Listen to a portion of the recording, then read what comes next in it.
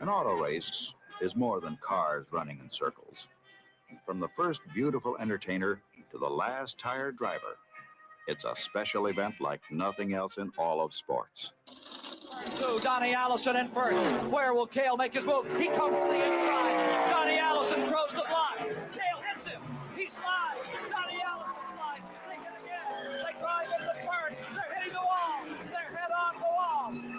They slide down to the inside. Let's watch those third place cars. It's a fight between Cale Yarborough and Donnie Allison. The tempers overflowing. They're angry. They know they have. He has the window net down, and Earnhardt continues to work on cleaning off the windshield of cars. Now Waltrip on the inside. Side by side. Down to the inside. Oh!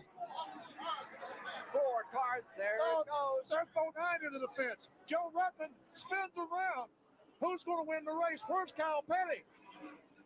Darrell Waltrip's alongside of him. There's the hook. Bang.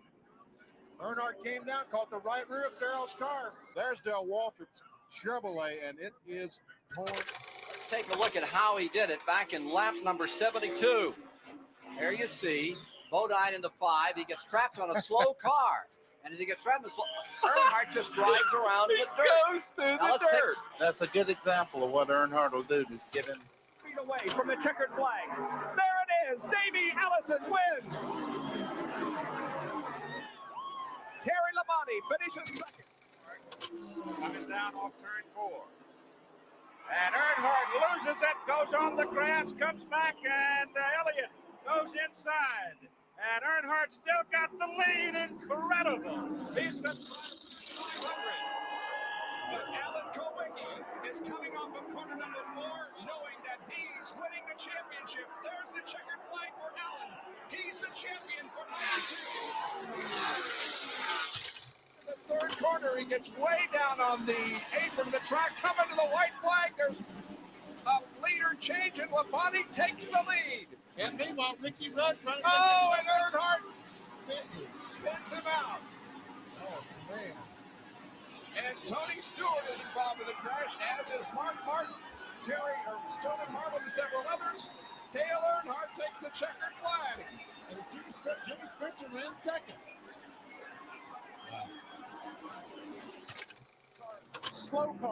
Slow car's going to be in the way. Just like a year ago, he's going to get him, though. He's going to get him. Gordon got loose in Harvick. Harvick by inches. Harvick by inches. Harvick by inches. What a race. What a finish. How did Jeff Gordon hang on to that car that loose off turn 4? Man. We got him. Tell me we got him. 29 car. You got him, buddy. Harvick, you got him.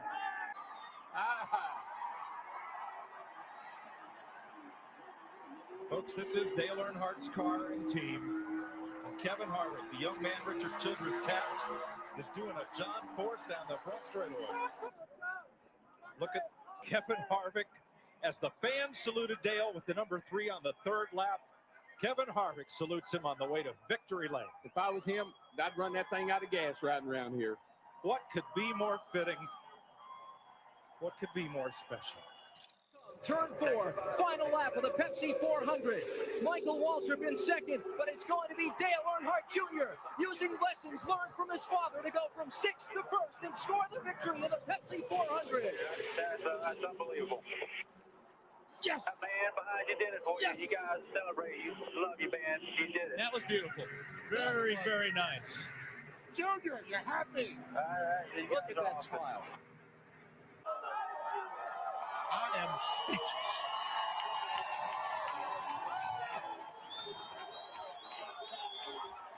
To go, what did you say? Well, he said he knew he could beat him. We just didn't know what was going to happen. Remember when we've seen this before? And Steve Mills joining the fray now. Yeah, man, D.I.'s tough. D.I.'s tough. We can celebrate. What a finish at Daytona. Dale Jr. on top of the car in the infield. The 1998 Daytona 500, when his father finally won the Great American Race, he threw the car into the grass doing victory donuts. Everybody joining in the celebration. That's Chocolate Myers. Long-time crewman for Dale at Richard Childress Racing.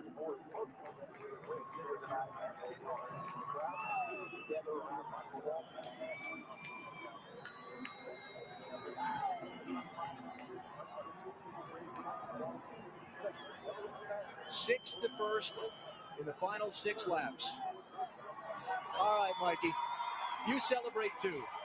You never got to celebrate your win in February. You celebrate now. Yeah, that's just so cool. Storybook ending. Oh, this is great.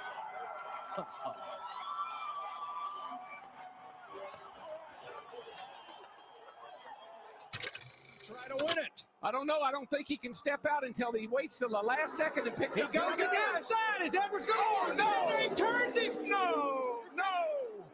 Oh, and that destroyed the front end of Newman's car. No. Edwards will not make it to the flag. Oh, Brad Keselowski won this race. That's a year's worth of frustration. Oh, conflict. The crews are in it.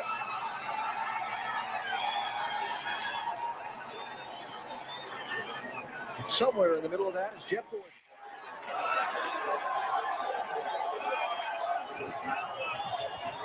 That's stupid.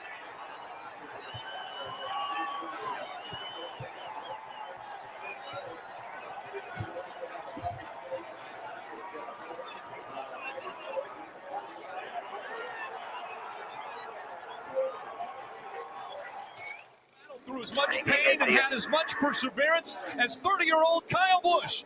Tonight he earns his first Cup title. Kyle Busch, the 2015 NASCAR Sprint Cup champion. Oh my God!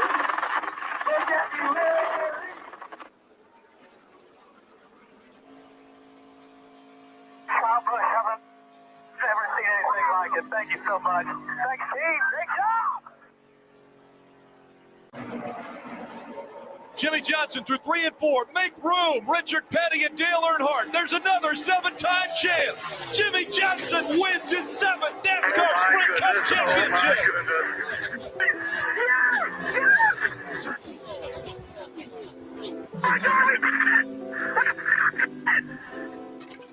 Finally reaching the peak. Putting an exclamation point on a near perfect season. Mark Truex Jr. is the Monster Energy NASCAR Cup Series champion.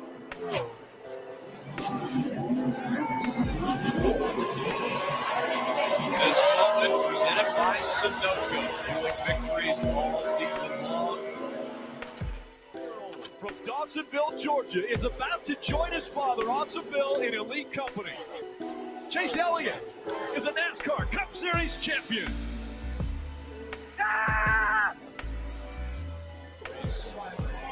Driver's side to the fans, waving. And now he comes up to the young driver that just won his first championship. God, I'm ready to rip somebody's freaking head off.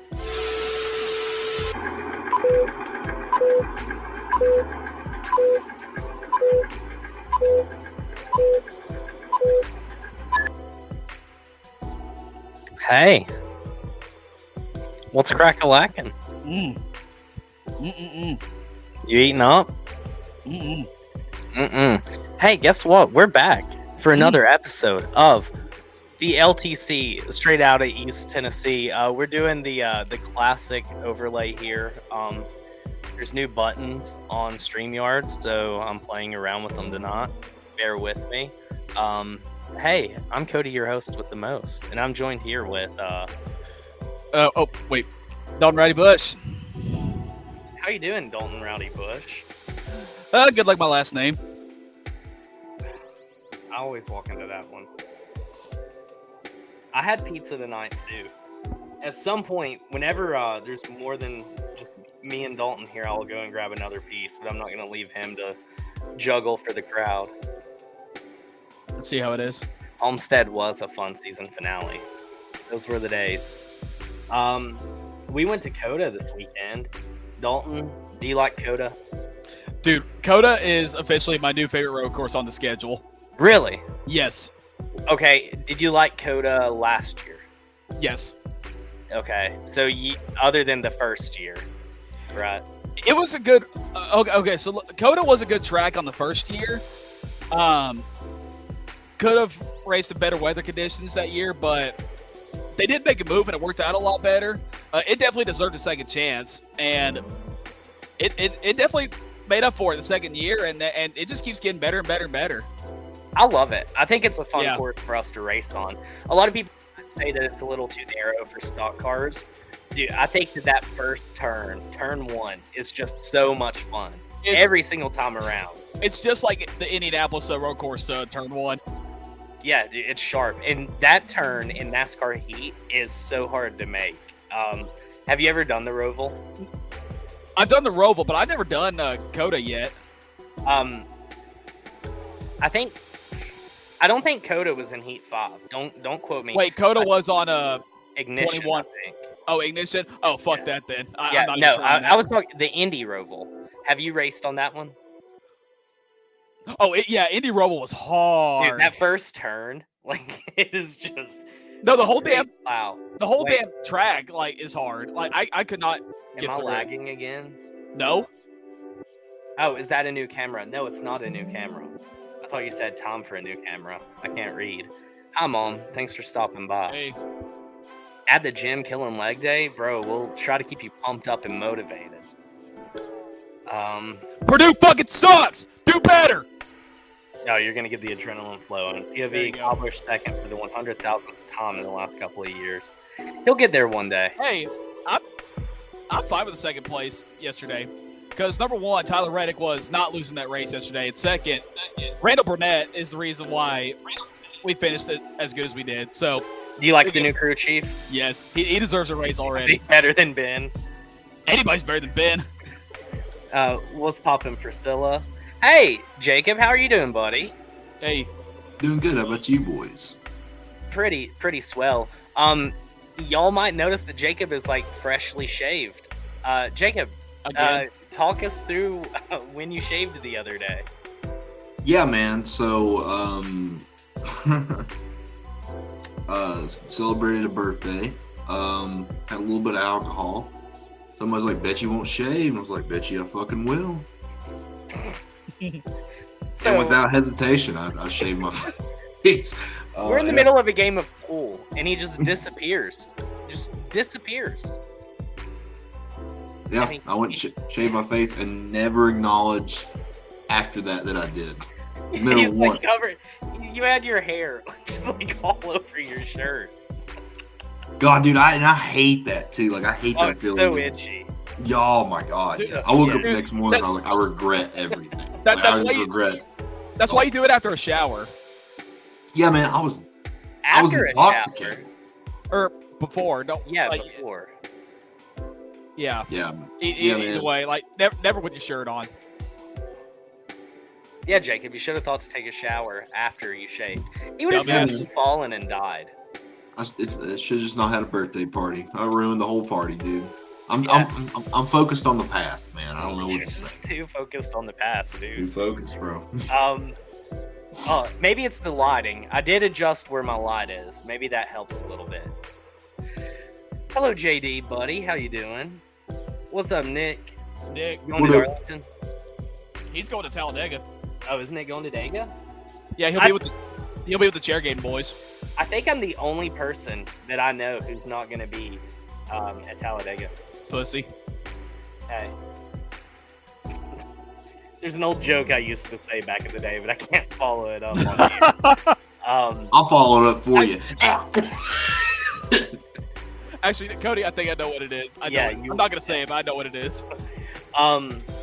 Jacob, what do you think about COTA? Like as a track itself or the race? As a NASCAR fan, what do you think about COTA? The track. It's a good decision. Like when we're headed there, are you excited beforehand, or are you like, oh great, another road course? I think it's one of the better road courses we have. Like, I mean, I really like Sonoma and Watkins Glen. That's just because, like, you know, those are the OGs. But I mean, as far as like the next road course I think about, yeah, it's COTA. It's the next one that I enjoy the most. So that it's like your third favorite road course. I would say, yeah, I'd say it's top 3. I respect that. I don't like Indy all that much. Like, I can take it or leave it. It's produced exciting racing. But what about COTA do you guys think that like sets it apart from the Roval or like Road America, for example? What makes COTA special? If you have one reason, what is it? It's designed, like, to me, as far as stock car racing. I'm not sure about anything else, but it's designed to be a crash fest. It's I mean, like, literally just a straight line up a hill and then just immediately, like, the most absolute sharpest turn that I've ever seen in my life. And you go through the S's and then another 90-degree turn. I mean, it's just like that, like, all the way down through. It gets these big, long straightaways, but the turns are so sharp. Do you think it... Go ahead. No, you're fine. Do you think that when they were like designing it, because it started on a napkin, right? Yeah. That's the story. Do you think that anybody's ever like, dude, this is a terrible idea? Oh yeah, there's always somebody, right? I mean, probably when we told somebody we were starting a podcast on NASCAR, somebody said that. They're like, why the fuck would we do that? Dalton? You know, I don't really know or really have a reason. It's just like a great facility, to be honest with you. And I think it does put a lot more better races on NASCAR than it does Formula One. I don't really have a reason. It's just so good. For me, it's literally turn 1.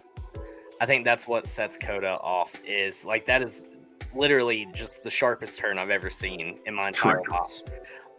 And we have guys that like we think it's a good idea to go 6 wide. I just think it makes it so much fun. We had such a good race yesterday, on up until the last few overtimes that we had.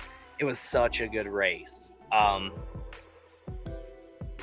guess I will be transparent here. I didn't watch the Truck Series and I did not watch the Xfinity Series. Dalton, I'm sure you did, right? I watched bits and pieces of Trucks. I had to take my dog to the groomer, and Xfinity I did not watch at all. I'll go ahead and say for the Trucks, really the only big part I could talk about really was Kyle's decision to stay out on the track a lot longer than he did, because he was called to pit road like 3 laps before the caution came out. And Kyle wanted to play the long game because apparently he thinks that the short runs like always kill him when it's like coming down to like pit strategy. And yeah, it came back and bit him in the ass. Of course, Sunday's strategy worked a lot better, but for the truck race, yeah, Kyle, you gotta listen to your crew chief a lot more. I mean, because the road courses are always like a crew chief race. They always have the strategies planned out for whatever we go to these type of tracks, and you know you just got to listen to him. I'm very disappointed that he didn't, but not really a bad truck race, to be honest with you. For the most part, from what I saw, it was mostly clean, and Zane Smith, congratulations to him, and sorry you tore up that car doing burnouts as well. Did y'all see that fire? Yeah. Yeah, dude, he burned it up. I'd never seen anything like that. I just loved Kevin in the booth, where he's like, yep, finally found a good reason to get rid of the mud flaps. Those mud flaps suck. I don't know. Did that really like cause the fire? I don't know, man. I mean, I assume when he's burning all that excess rubber's coming off and building up on that mud flap. So, I mean, yeah, probably. That's just weird. But, you know, also, like he was sitting there flooring it. I watched like the last bit of the trucks. I watched him do the burnout. I didn't see any of it, so I don't really have like a comment. What's up, Coop Daddy? Hey, baby. How's it going? Hey, we're just glossing over the trucks. Did you watch the truck race? I didn't plug my mic in. Hang on. He says that while we can hear him. Well, I meant like, I need my fancy mic, man. The quality. Quality. I ain't trying to sound like shit.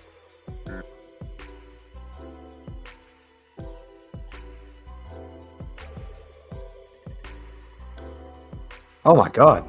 Do I sound better? You do sound significantly better. All right. This is did it. you watch Did the I watch truck the trucks? Fuck no. Okay.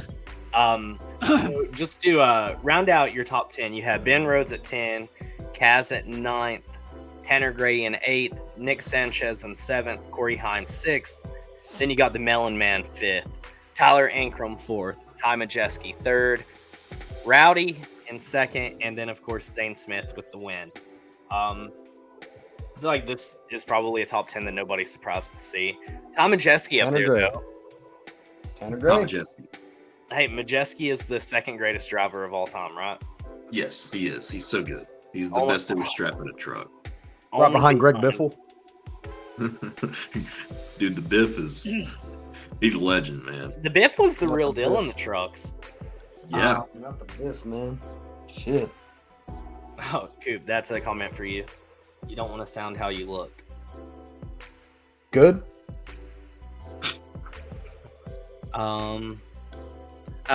Dude, I'm just like clicking through the comments. It's like conversations going on in the comments. It's like, what's up, dog?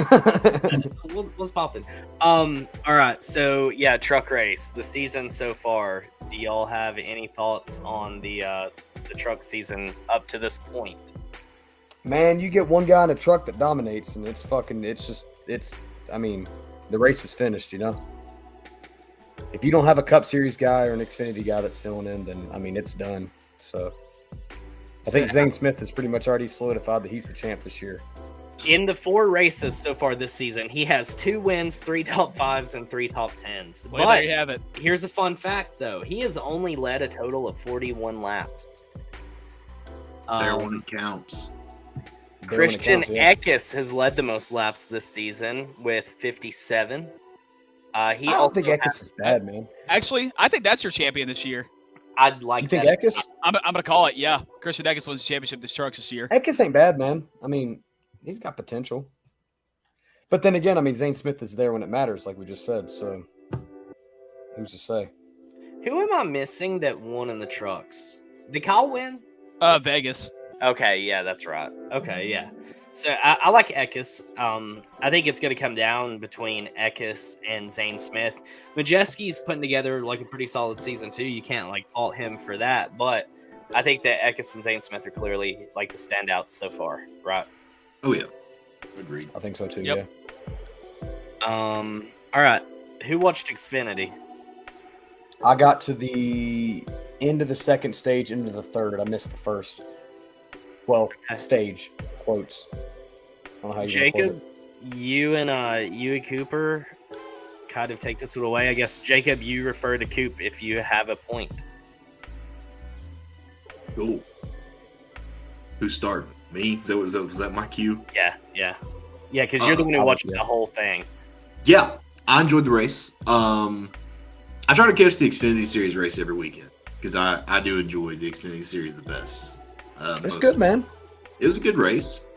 To be honest with you, I really didn't have like. I don't know if you guys experienced this. Did you guys experience like trying to put the race together without the stage cautions because it felt so long?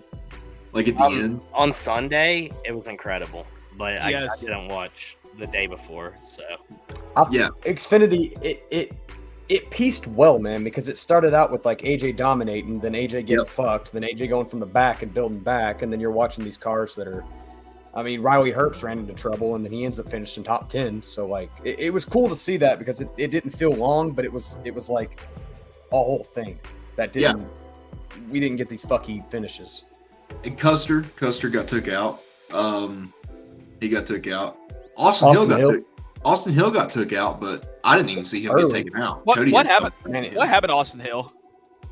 I don't know. Something with his engine, wasn't it? Yeah. I must have. He was like dead. He was like dead last, man. He was one of the first ones out. Yeah, I checked the results, and he was like the second car out. And I'm like, yo, what the hell happened to the hill, boy? I think Dinger dumped Creed. Like, that's the one thing I'll take away. Most definitely. They talked about it on the broadcast, too. I was going to ask where y'all at in that. He definitely booted him. Yeah. No, 100%. Like, you got Byron. And here's the thing, man. Like, I definitely want, like, these Cup guys to come down to the Xfinity Series and race hard. But at the same time, like, you got a guy like Creed who he's in his second year at RCR, and he hasn't found the most success, right? I mean, compared to his teammate, he hasn't been up to par with him. And Creed's got talent. And, like, he's one of those guys I feel like.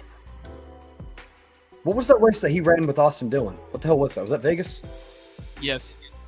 Yeah, he ran good in Vegas. No. That was California. California. Yeah, he looked good. California, man. He looked good. Yeah, I mean, I feel like that he's was just one probably of those the guys. Strongest race of the year. I feel like he just needs a win, and then he'll just like explode. But I mean, like Austin Hill. Yeah, like literally like Austin Hill. Like you just need to win once, and you're going to come out swinging. But dude, Dinger and Byron were racing him so hard, and like definitely their cars were better. Like you could tell their cars were better, but he was fighting to like just keep the lead. Bro, they were pulling. They were pulling ahead, man. What was it? It was third stage. I'm pretty sure Byron and AJ had like an 8-second lead from third. Like it was crazy, man. I mean, they were pulling. Which I think it's kind of crazy that Hendrick fills an Xfinity car when they have Junior Motorsports. There's like, hey man, we're just gonna come beat you in Xfinity. And Junior's like, all right. But, yeah, Junior's like, all right, yeah, sure. Yeah, cool, man. High Rock Vodka, shout out. Oh, dude, a good one to talk about is Jeb Burton, man. What happened to Jeb? Jeb had a great day, and then he got fucked on that last lap. I love Jeb. I'm gonna be honest. I hadn't paid attention to him since he left college. Dude, they kept talking about him on the broadcast, and then on that last lap, they were just focusing on 1-2, and they were like, "Oh, Jeb Burton," and I'm watching the fucking tickers, and he's just like dropping, like his position's just dropping so much, and I was like, "The hell happened to Jeb?" Not a word said. Didn't see it on the broadcast. It was like, "All right, cool." I mean, like, who's in the booth? Brad and Joey. I think they called a pretty good race. Yeah. But I mean, of course, you always put them together. They're fine. Well, definitely not Brad. I guess Ryan. I guess Ryan and Joey. That's who I'm thinking of. But Dinger definitely, like, he said that he didn't mean to. I'm like, yeah, I don't know. Can't find a clip of it anywhere. Bro, it is so intentional. Like, I was looking through the highlight, and like in one clip, Sheldon's in third, and then in the next clip, he's like, nah. Did it happen on the final lap? No, it was Bobby heading into stage 3. I want to say it was when AJ was coming back for the lead. Yeah, he had just made his way back up to the front. Mm-hmm. Oh wait, yeah, Byron was up there dominating a while. Did you find it? It was good, Jesse. I don't know. Maybe So did Allmendinger and Creed get into it like earlier? That's what set it off, or what was it? Like how did they were just racing each other hard? They were just he said he racing didn't hard. mean I mean, to. it wasn't nothing bad. Yeah. He said he didn't mean to. I just don't believe that. AJ is a dirty driver. Dakota said it was like 15 to go. See if that helps. Thank you. Do I think AJ is a dirty driver? Yeah. No. I just want to see this. I'm like super underprepared. Oh, Jay, to answer your question, yes, this is. Now, look at the back. Hold on. I don't know if you can see it. Fuck. Yeah, like, so here's the deal. Like, the weed car is coming back this weekend for Kyle Busch, so Trailer Park Boys, all about weed, 3G. Getting ready. You're speaking Jacob's language. He loves Trailer Park Boys, man. I love Trailer Park Boys, dude. It's so goated. Dakota said it was a clean race until AJ dumped. Yeah. What up, Dakota? I just sent a clip. You can kind of see it in the Discord, Amanda said. Okay, I'm going there. So Well, overall, was it a good race? It wasn't as good as the Cup, I don't think. I think Cup. Yeah, it was. I mean, it was. I don't know how the truck race was, but it was definitely. I would. The truck race second place was in the Cup. truck race was like the most clean race like out of all of them this year so far. I never thought anybody would ever say those fucking words. Same. Hello, Luna. Hi, Luna. That's where we are. Yeah, I'm fine. I'm just really focused and concentrated on trying to That find. guy's fucking. He's. Dude, I just zoomed in want to right see now. what happens. He's determined to find this clip for the. Yeah, viewers, I've maybe. just never seen a wreck that's not like possible to find within like just. Why the fuck would you not put in the highlights though? Like, because Right? that's Yeah, it's not there. I mean, it was so bad he dumped him for the win. you know that. I actually went back and listened to an old LTC episode today during work. This was, I think, Mid Ohio back in 2021. Jacob was telling something about an incident between Austin Cindric and somebody, like something very controversial, and they didn't even put it on the highlight reel. I don't know if y'all remember it. I don't. God, dude. I'm not surprised though, to be honest with you.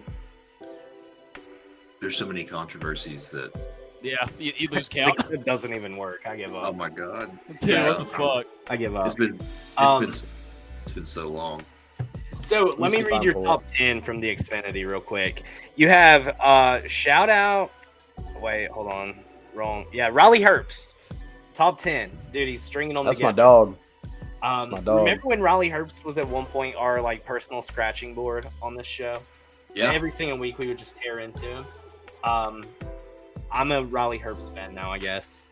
I have to be. Then we have straight. Sheldon Creed. We have Barry. We got Sam Mayer. Daniel Hemrick at 6th. Where else would Daniel Hemrick finish? Hemrick got spun too. I was surprised that he even came back. Well, of course He he's ended up going to be wrecking- there, dude. He's going to be just right outside the top 5 every single week. He'll always find a way to finish mid. Justin Allgaier, Sammy Smith.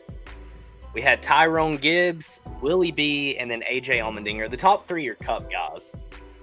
So 4, 5, 6, and 7 are in Dash for Cash, if I'm not mistaken. Will you read those real quick? So that's next week's 100K. What position? Oh, it's this week actually. 4, 5, 6, and 7. I think if they're not Cup guys, whoever the non-Cup guys are. Yeah, are so Dash for it's Cash. Sammy, Justin, Daniel, and Sam. Yeah. Because Josh got booted out by Sam because Sam passed him on, I think it was like 1 to 2 to go. Because Josh was in Dash for Cash. That'd be cool. I think Sammy's probably going to be getting it. He'll probably win some money. How many didn't Sam win? Like 2 of them. Sam won one last year. They talked about it because they were talking about just the one? young kids that are winning 100,000. Yeah. Dude, They were talking about Sammy being in high school. Like, what does a high schooler do with 100K Right, off yeah. a race? Imagine the flex going back to school the next day. Like that month. You got that big ass check. Yeah. You got that big check. I'm putting it in my backpack and just pulling it out. That shit's sticking out like a baseball bat, like high schoolers used to do. Yeah, he's got that big ass check just hitting the damn ceiling. All right, let me pull up the standings for the Xfinity series.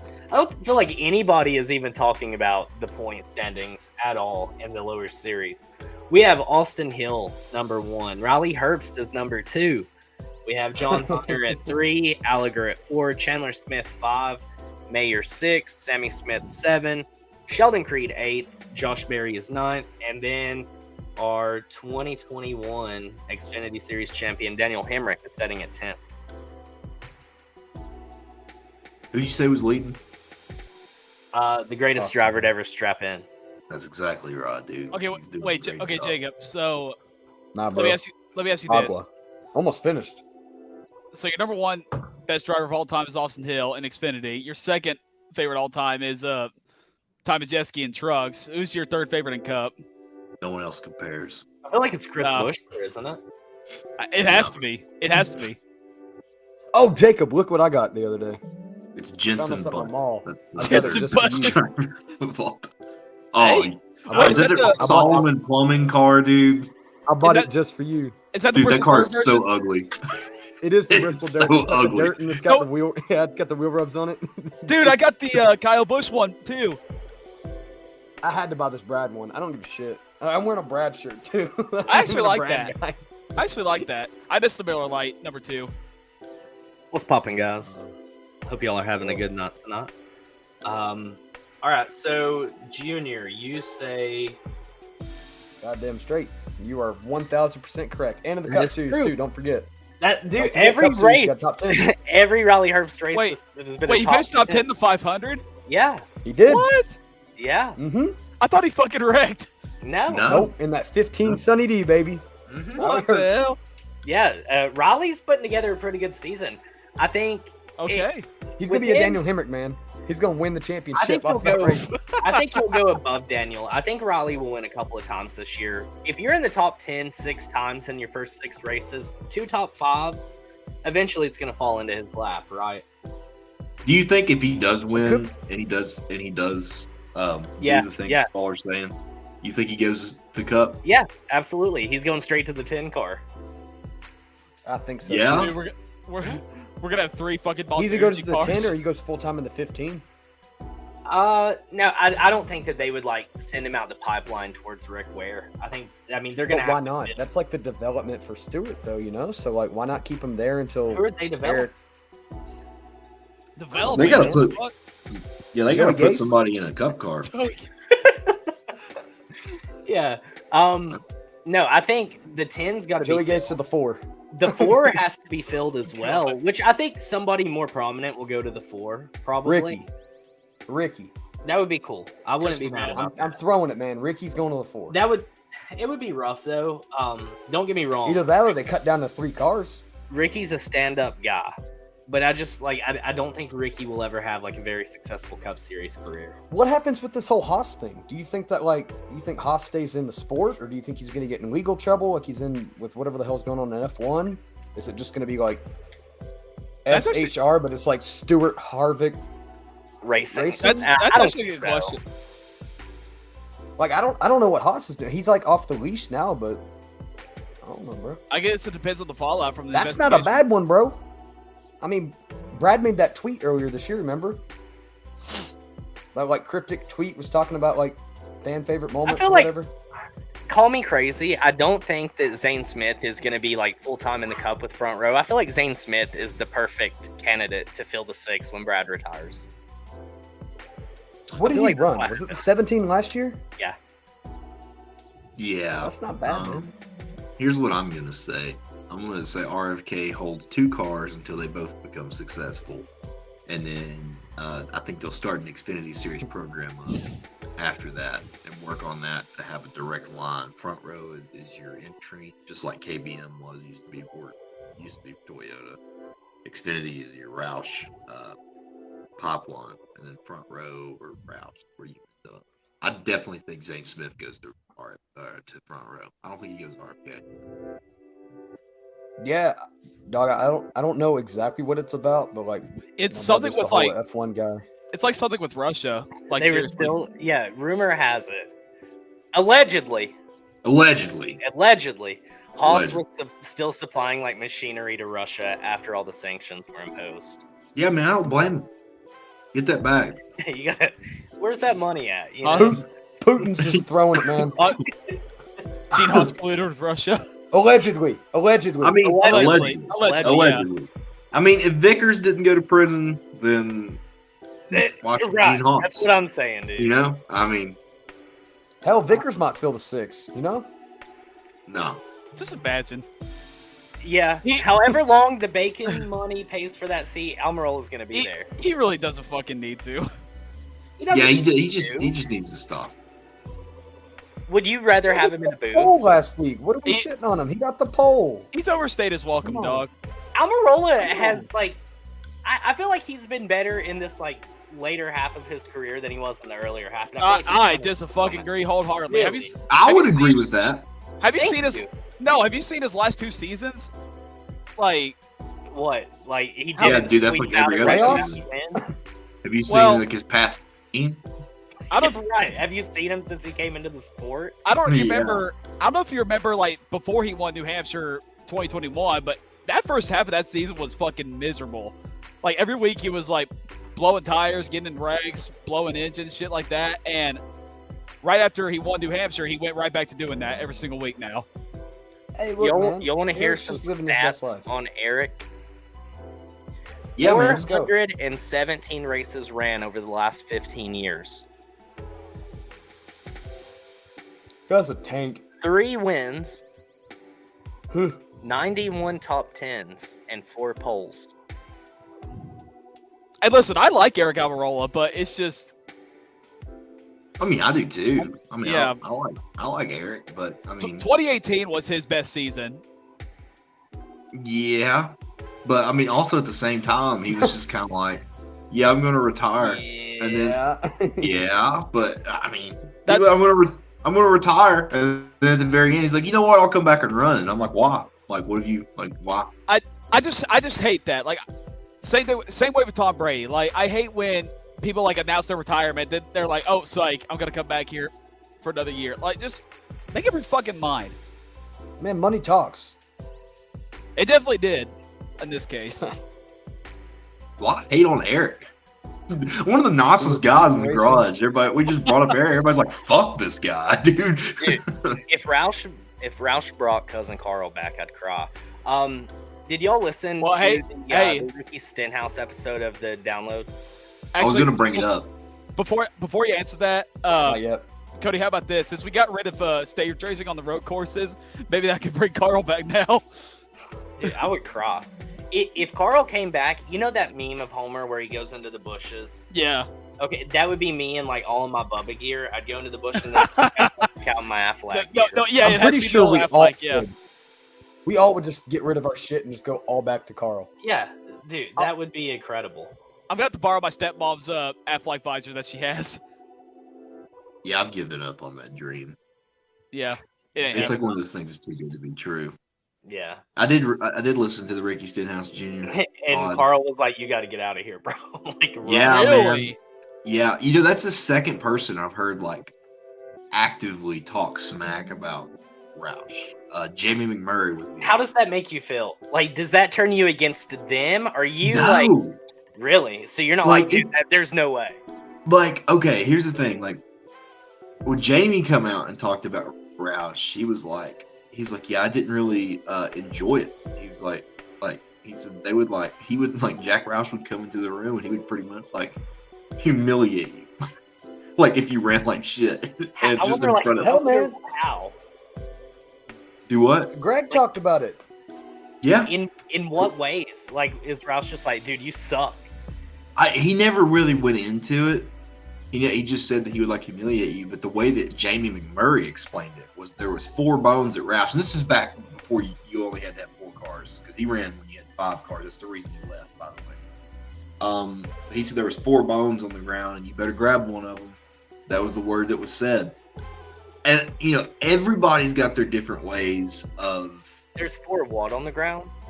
4 bones. Okay. Everybody's got different ways of handling shit, but like dead honest, like if you think that Jack Roush is the only team that's like that, you're out of your mind. I mean, dude, Cody, you're gonna know what I'm talking about as soon as I talk about this. Think about the DEI, like after Dale, like after he passed away, like how dark it was over there. I mean, that was that's the reason Junior left. It was fucking miserable. I mean, it was just a miserable place. I mean, there was conflicts inside the shop. The Ty Norris Dale Jr. Download episode explained all of it. Yeah, dude. Everything just click and makes sense. Yeah. I mean, dude, it was so rough. So, no, I don't think it changes my opinion on Jack. But to be honest with you, Jack was probably trying to push Jamie at the time. Jamie didn't run all that great in the 26 car when he was there. And really the same way with Stenhouse. Roush was on its way downhill. Did Jamie run good, in general, though? Or was he just kind of mid? One season. He was an Eric Almirola guy. Yeah. I mean, just mid. He ran good for Jamie? 1 year. He won consistent. Charlotte, the Brickyard, and the Daytona 500, all in one season. Yeah. Hell of a year. I put him. I know we haven't put our list up yet, but I put him in my 75 greatest of all time. I think you got to. Just for that, yeah. That one season. I personally think that he should go into the Hall of Fame for that one season. Yeah. Just because that's we put guys in there just for winning the 500. Yeah. That's true. But no, it didn't change my opinion about Jack Roush. I mean, I've always knew that he was hardcore. That's the reason Mark left to go have fun, right? when he left in 07. Like that's the reason he left to go have fun, because he knew that he wasn't going to have fun with Jack Roush. Because Jack Roush is competitive. He has his own brand of Mustang. Fuck yeah, he's competitive.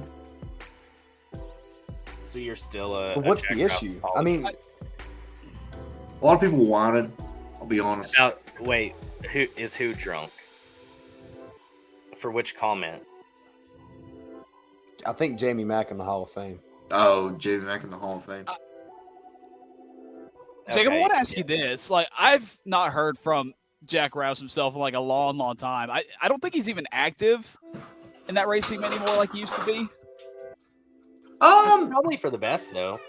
I mean, yeah. I mean, he is, dude. Like, I think a lot of people don't realize, like, he's older. Like, a lot older. And he's had I'm also multiple surprised he's not plane retired crashes. yet. Yeah. Oh, yeah, he survived 2 of those things. Yeah, like, he's survived a lot. I don't think that I think I don't want to say it's like a Richard Petty situation, because it's not, because his name's still on the thing. I hope Parv's listening, because my owner's name is still on the team. He's not just an ambassador; he's an actual owner. But yeah, I just think he's gotten older. I mean, I'd love to see Jack back at the track and see like one of the RFK cars win, but I'm not sure if he's still active at going track. If that makes sense. I'm just talking about in general, like, you know, being with the race team, just talking to your drivers, being there. I don't see. How old is Jack? Can somebody pull it up? How old Jack is? I feel like he's got to be in his like early 80s or some shit like that. Oh, dude, he is definitely past early 80s. This is when I should be like 87. I'm gonna guess. 87. Jack Roush is. Oh, usually the age is just right there. Okay, his name is Jackson Ernest Roush, and hell yeah, chat's already got us. Thank you guys. 80, about to be 81. He looks 90. Like, I'll be honest, he does look old. Are you laughing? His face needs to be on one of the cars. I need his face as a sponsor. Just Jack Roush's face. Well, his face logo's gone, pretty much. While we're on this topic, do you know how old Richard Childress is? Old RC. 67. Wait, what'd you say, Coop? 72. Jacob? I'll say 79. 77. What? Yep. Jack is like a cat. He's got 9 lives, and he's used 2 of them to survive playing. They don't call him the cat in the hat for fucking nothing. Yeah, so that's that. Do me a favor. Yeah. Will you scroll to Amanda's comment under the "It's a Jack Roush" issue? Yes, that's actually what I'm going to now. I've been working on this. All right, so we're gonna do this real quick, and just for context, because I don't know who all has a whole lot of context. I saw Chrome was questioning it, so let's hear this. Pull it up on the YouTube. I don't know why you're just like. Yeah, Coop, give us a play-by-play. What are you seeing right now? Oh no! All right, boys. Oh what my I'm God, seeing it's right Chase here is Elliott. I'm trying a new thing. Hey, here. wait, my leg's broke. How's Colorado right Back in now, the car. Chase? There we go. Oh shit! Oh, Chase is gone. Damn. Oh, the broadcast. There, Bubba, but what happened to the car that put you out of the race? Broke a toe link in the rear and then oil line. Just trying my hardest not to go down that slippery slope of self-doubt right here. 2 weeks in a row making rookie mistakes, 6 years in the cup. Need to be replaced. Thanks, Bubba. Scathing Hey, words. Dalton, what's that thing that Kyle did when he was like doing something with the fans? What'd he do? Oh, that was after he won Chicago. He, like all the fans were booing him because Yeah. he like raped Larson's shit. You want to do it for me?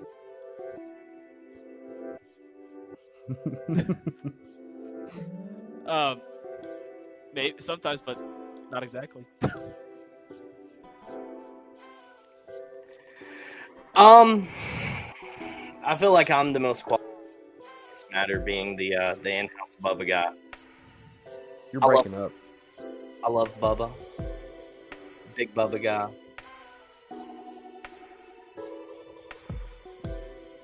Dude, it frustrates me, okay? I think Bubba is incredibly talented. Genuinely a talented driver. He's a proven winner.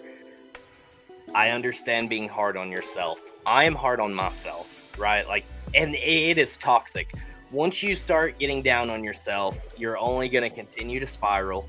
You're not going to succeed or have any type of, like, good luck could go your way. It's a constant fucking rain cloud all over you, just like self-deprecation. For that reason, he needs to just suck it the fuck up. Genuinely. Like the sad thing, I understand depression, I understand anxiety, and Bubba gets the shit just beat out of him online. Yeah, if you want to avoid cyberbullying, you can just close your computer, and I understand that. However, in this guy's line of work, it requires him to be kind of active in the public eye because he's kind of like the face of a sponsor. So Bubba doesn't really like have the option to just like ignore everything that's not within his job, right?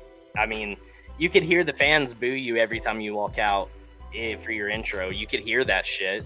You could see the signs or the flags or people's t-shirts when you're walking around the track. You could see that shit. But also, the best way to deal with anybody who's like just constantly coming at you is to just not give those people any like ammunition, any extra attention or anything. Bubba needs to like just stop being so down on himself, because what's the tagline now? I saw so many tweets that were like, "This is the first time I've ever agreed with him. He does need to be replaced." I saw Tore up in the Yeah. comment. Like he's just leaving like the door wide ass open Right. for people to say that shit. I want Bubba to succeed. I don't think Bubba is going to have success though until he just tunes out the bullshit. At some point, dude, this is it right here. Yep. Bubba lives in his own head. I love Bubba. Like, Oh yeah, this too.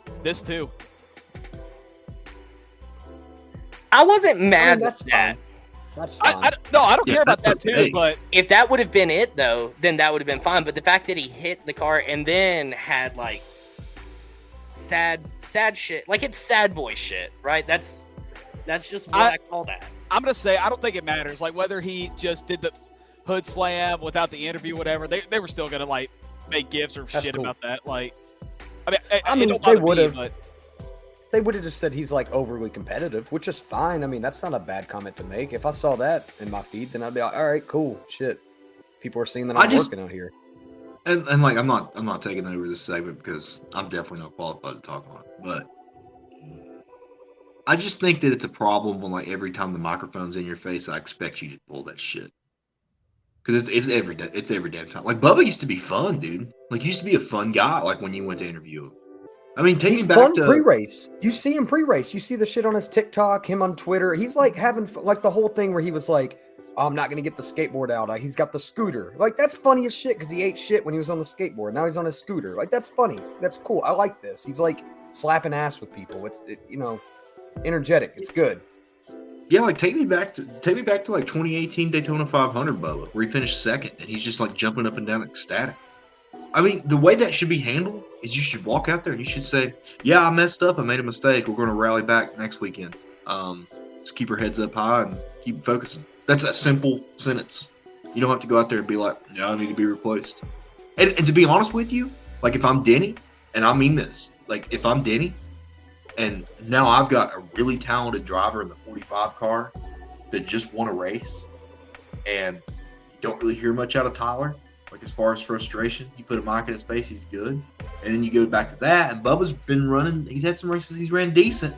A lot of bad luck once again. Like you are going to get yourself replaced, homie. I'm going to say this too. I don't think this is going to be a hot take.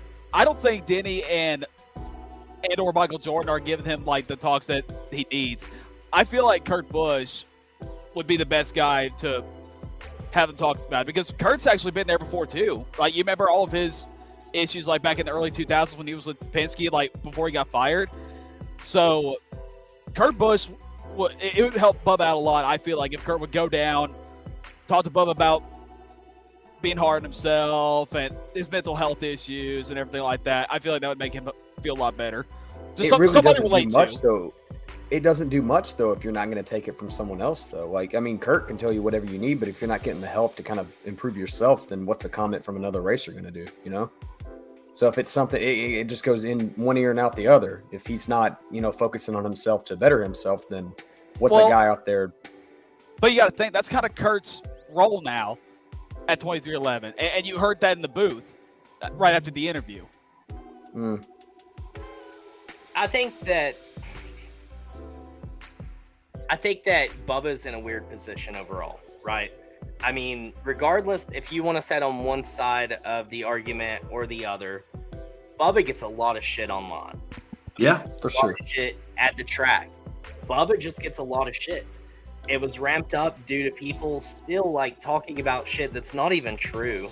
Like my favorite thing that I see all the fucking time is people are like, ever since that stunt he pulled at Talladega, it's just been like this.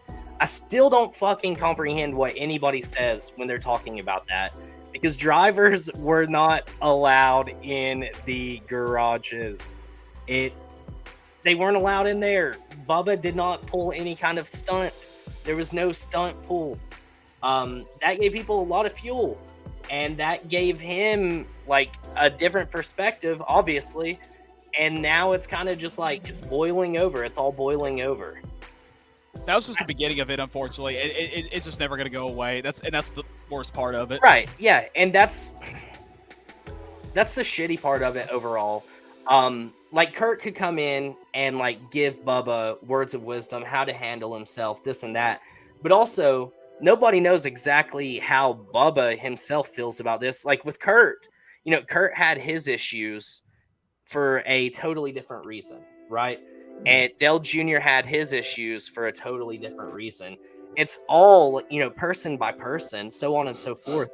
Bubba's is just like, it's weird. He needs a Tiger Woods kind of guy. Or actually, he needs Rick Hendrick. Actually, you know what, Cody? It didn't really start with the news thing. I think all that started when him and his girlfriend broke up like the first time, like back in 2019. I think that's where it really started, like for when him. his personality started changing. Yes, and it's never. And they're back together now, and it hasn't changed. Well, you stack that on top of like RPM not doing good at the time, and then that whole ordeal plus everything rolling over into 2020. I don't know. It's just, I feel for him. I think he's in just a weird situation. Obviously, I don't know what it's like to like be hurled like racist remarks online every single day. I don't know how I would react to that. But I'm also a firm believer that when you're in the public light, you take on a burden and a responsibility to conduct yourself in a different way. Regardless, it doesn't matter what gender, what color, what orientation you are. When you choose to be famous, you're going to be in the public light and you're going to be scrutinized way more than me or any of you guys on here. That's just fact of the matter. You just got to be careful saying shit like that, because Michael Jordan is a champion, and Michael Jordan has like one of the harshest wins there are. And I mean, there's a shot where Jordan is going to be like, okay, bet. Like, do you think that McDonald's is going to go with Bubba over staying with Michael Jordan? Do you think Columbia is going to go with Bubba instead of staying with Michael Jordan? Do you think DoorDash is going to go away from Michael Jordan to go with Bubba? No, there's no freaking way, dude. And that's it. It's like that. It doesn't matter who the driver is. If they bring them to Michael Jordan, like, that's a match made in heaven. Like, having your brand associated with arguably the most recognizable human on this planet in Michael Jordan. I mean, yeah, you're right. There is that shot, like you say that, and he's like, all right. Right, Like, and who's going to stop him? He's Michael Jordan. It's Michael Jordan. Like, he could buy him out of his contract immediately. It wouldn't even affect his account. No. He wants to win and nothing else. It's different than the Kyle Busch mentality of win and nothing else matters. It's win or my life is over. honestly, that's pretty spot on. I think Bubba is just as pissed off if he comes in second as he does if he comes in 36th. Like, he's just as mad. Connor, I think this is a terrible take. You knew that was a terrible take as you were topping it out, and you still hit send. That's the crazy part. That's what he does. Don't bring up that Dell Sr. wanted to get rid of the Confederate flag. They'll eat you alive. That is true. Not Rick, because he wasn't there for Kyle when he went through his stuff. That is true. Yeah, it is. The relationship between Kyle and Rick was just not there at all, especially in the 2007 season. Michael didn't care about his own teammates. Yeah, so I mean, do you think, like, the people who were like actively like around him hours a day, and he's like, those are your problems? Do you think Michael Jordan? I agree. I think that's probably pretty fair. Chase Elliott might be getting to that point too, to where he himself could be like the face. One of the greatest. So yeah, that's my stance on Bubba. I wish that he would like just not even acknowledge the negativity for a I thought when he got out of the car and he shushed, I thought that was like it. I thought it was done. Yeah. He's gotta chill the fuck out. I mean, that's blunt, but I'm pretty sure it's their point. You gotta chill out. Shit's gonna happen, dude. But I mean, like, I hate to say it, but maybe Bubba needs to adopt like a Ross mentality. Ross got out of the car at the end of the race, and Ross was like, "Yeah, I got wrecked. I didn't care." The Ross mentality is a good mentality to have. He's like, I just made my way back to the front. No big deal. Ross looked at Daniel Suarez post-race and said, "Don't be all high and mighty." I agree. I agree with Ross there. I do. Is Daniel dirty? Yeah, dude. He's starting to be. He's starting to be. Oh, I don't know if we can call him dirty. Both the Trackhouse Dirty cars. Dan, baby. Dirty Dan. Both the Trackhouse cars hit everything but the pace car. Damn straight. They fucking ran through everybody. Them and Kyle Larson specifically that I noticed. Larson was a fucking like ping pong ball. Menace to society, dude. That's Bulldog. all he has been since the start of the 2022 season, is just be a moving roadblock. All the Hendrick lovers, they shit on Rick Ware for being moving obstacles, but you know what? Kyle Larson is kind of being one. I know they got Being that or Ben? I know they got that sponsorship deal with Hendrick Cars or whatever. I think Caterpillar should just sponsor Larson, honestly. Get a good bulldozer sponsorship. Yeah, dude. Like Capena's car is just a little bulldozer. Yeah, like Your my tweet God. yesterday about Larson was savage, by the way, Cody. Do what? Your tweet about Larson yesterday was savage. Which one? You can't spell loser without Larson. That's it. That's it. Fucking ridiculous. Larson is. That's it. Yeah, but I do think Danny was just as dirty. Like Ross was like, "Don't act all high and mighty." He was hitting people too, which everybody was. Like everybody on like most people, besides like the front three, and sometimes they were getting a little dirty, was hitting somebody. But hey, JD, chill, bro. I said, have y'all been vaccinated for Vickerdism yet? Yes. We all stand with Jared. I stand with Jared. I thought he was going to help me out of that one. I was like, dude, Jared's Jared's got to help. Anymore. No, he put me in a corner. He put me in a corner too. I was at COTA. How was the broadcast? I thought that this was the best broadcast of the year that I've watched. I didn't watch Daytona or Atlanta, but this broadcast was good, in my opinion. do you remember when they tried to call up Jordan Taylor in the beginning of the race? Yeah. And they were like, where the fuck that noise was that was his made? audio was ass. Yeah, apparently he was having that problem like with his team too. AJ Allmendinger had the same thing. Yeah. Yeah, Dude, they imagine were doing not having your spotter in your ear. taping up a damn sign to hold it out. Yeah. Dude, they were just like the old school. I was like, dude, that's awesome, man. Like they're taping the sign. Yeah, man. I liked the broadcast. I thought it was a good booth. I liked Gunther in there. I liked having Chase in there. Chase was really insightful, but Kurt Busch was just absolute gold in that booth. I hardly heard like Gunther. Like it was like he was never there. They didn't call on him too much, but when they did, he was giving really cool insight. Like it was deep into that green flag run, and Gunther was like, I'm paying attention to the fact that these cars who pitted way later aren't really making up ground. And that caused them to start talking about how like the tire wear is like quick. And once it happens, it kind of just maintains a little bit. I think some of these sports car guys got humbled this weekend. Think so? Yeah. No, definitely. If Like you Jensen? like Jensen, Jordan, Jordan wasn't bad, though. Kimmy's already been through it, huh? Jordan wasn't bad.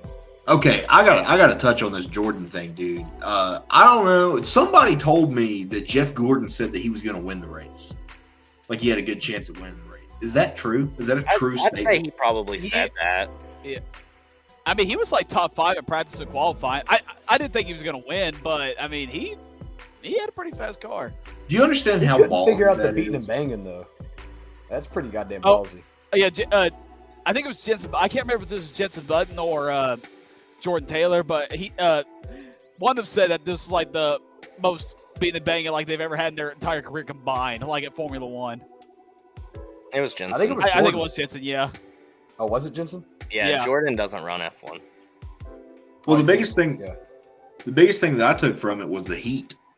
These drivers said they couldn't handle that heat. Said it was too hot. Everybody said their cooling boxes broke.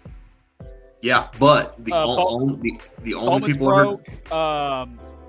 There were so many others. I think AJ Allmendinger's. the only people that I heard like talking about the heat though was the guys that aren't regulars. Like Bowman's cool suit quit working. He finished second. I think that NASCAR has proven that the endurance like that your body goes through is hefty.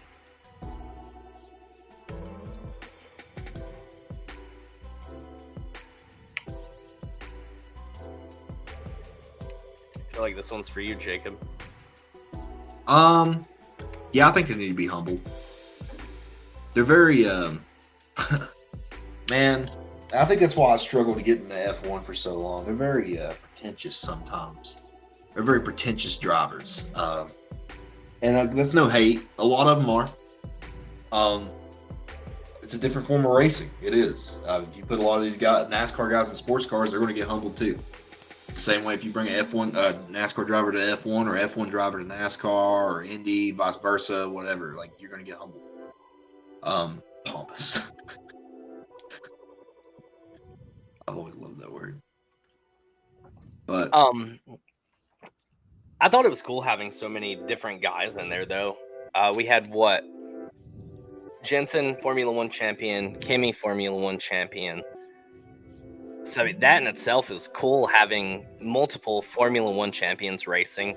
Jordan Taylor's won I don't know how many world championships in sports car racing. Who else were our ringers that were out there? Was that it? That was it. Yeah, I mean, you had Jimmy Johnson come back, but He made it a whole lap. no, not even a whole Didn't lap. even make it a lap. That was sad. yeah, man. I'm glad to see it. He ruined enough of my childhood. What do you think his odds were if he wouldn't have crashed out? Do you think he would have had a good finish? No. Jimmy was never great on road courses. I feel like he would have finished mid-20s. Really? See, I think he probably would have ended up top 15. Connor Daly. Yeah, was that's wrong. it. Yeah, I forget. Well, but that team is dog shit, so I feel Yeah, bad. how many laps down were they? That's my question. they left early. Like, something happened to them.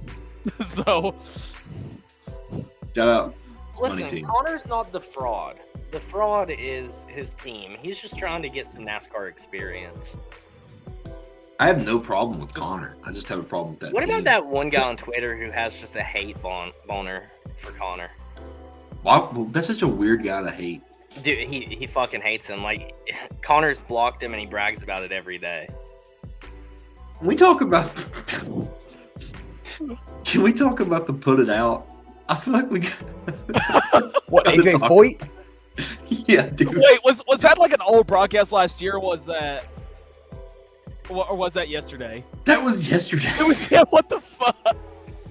Yeah. Oh shit. What did he say? He was like, he broke his bond, he was like, what the hell ever he was talking Had about. life-threatening injuries. Put it out. Yeah, he was like, and he came back and still won. I was like, oh my god. Right after that happened, Summer looks at me and she's like, did he die? It's just like the most. I think it was Nate from Fan Fuel. He made a tweet about it, and he was like, "I just don't understand why we showed this." Well, I don't know if you guys seen Vince's, but I don't know if he'll ever be allowed to go to a race again. Wait, what? Yeah. Have you not seen Vince's tweet? Oh, I did, yeah. Is it a recent one? Or is it the Yeah, one he I'm posted today because I watched it and couldn't even believe that I watched it. I couldn't believe that he made that. I think it's the one I'm thinking of. Oh my yeah. god! Wait, I don't know what you're talking about, but I'm He gonna go replied on. to me. It's a response to me. Wait, you talking about Vince Brent?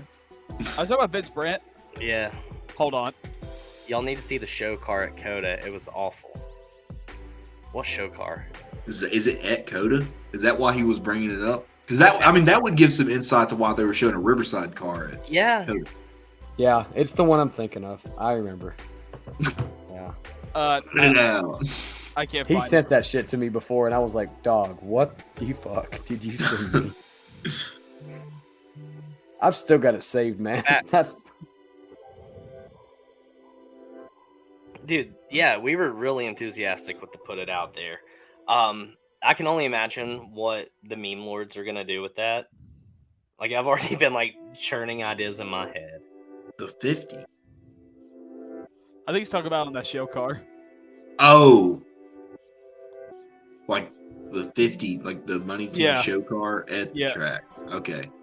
I saw like a Morse Painski's page. And Wait, yeah, I have seen it. Do y'all know? Yeah, I haven't seen it. No. Shout out Bad NASCAR Paint Schemes on Twitter. He said, "I've seen some Walt Disney World cars. What the fuck is this?" nose was a COT, body Gen 4, no spoiler on a 2022 scheme. Yeah. What was the Twitter account, Dalton? Literally the Gen 4, Gen 5, and Gen 6 like had a 3.7, made a baby. What's the Twitter account, Dalton? Oh, Bad NASCAR Schemes. It had a trailer hitch on it? What the fuck? No, it didn't. No, it didn't. What Junior's saying? Junior's saying it had a trailer hitch. Oh my god. I'm trying to find this.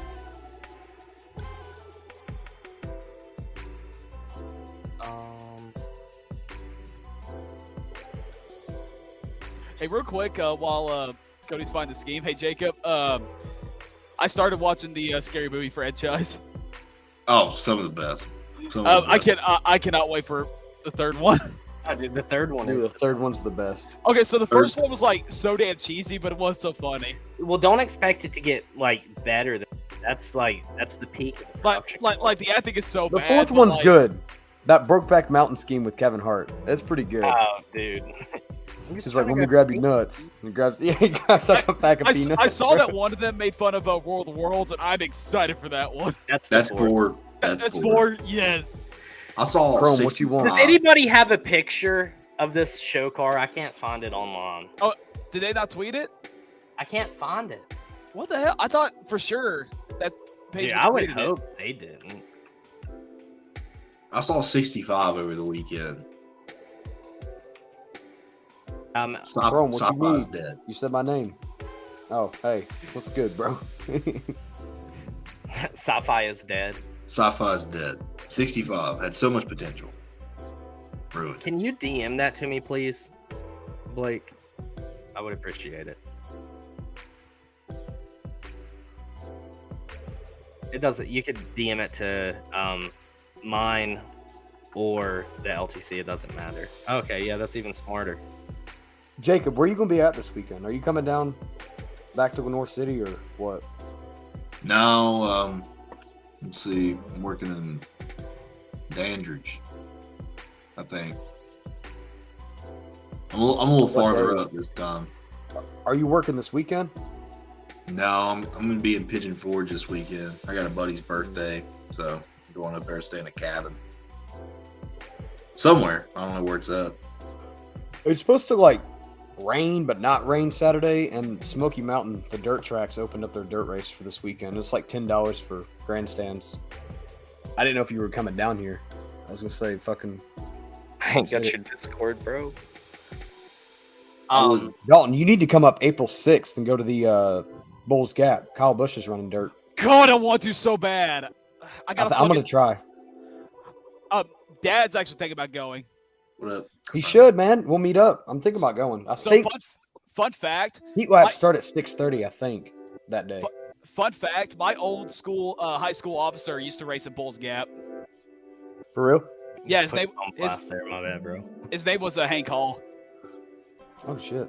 Yeah, but dude, if I didn't have to work and dog sit on Thursday, I would definitely be on my way there. So when are you coming up? Are you coming up Friday? Or are you coming up Saturday? Okay, so my plan is I'm only working half a day Friday, and as soon as that clock gets 12, I'm gone. I'll probably have to come back to make sure I get everything.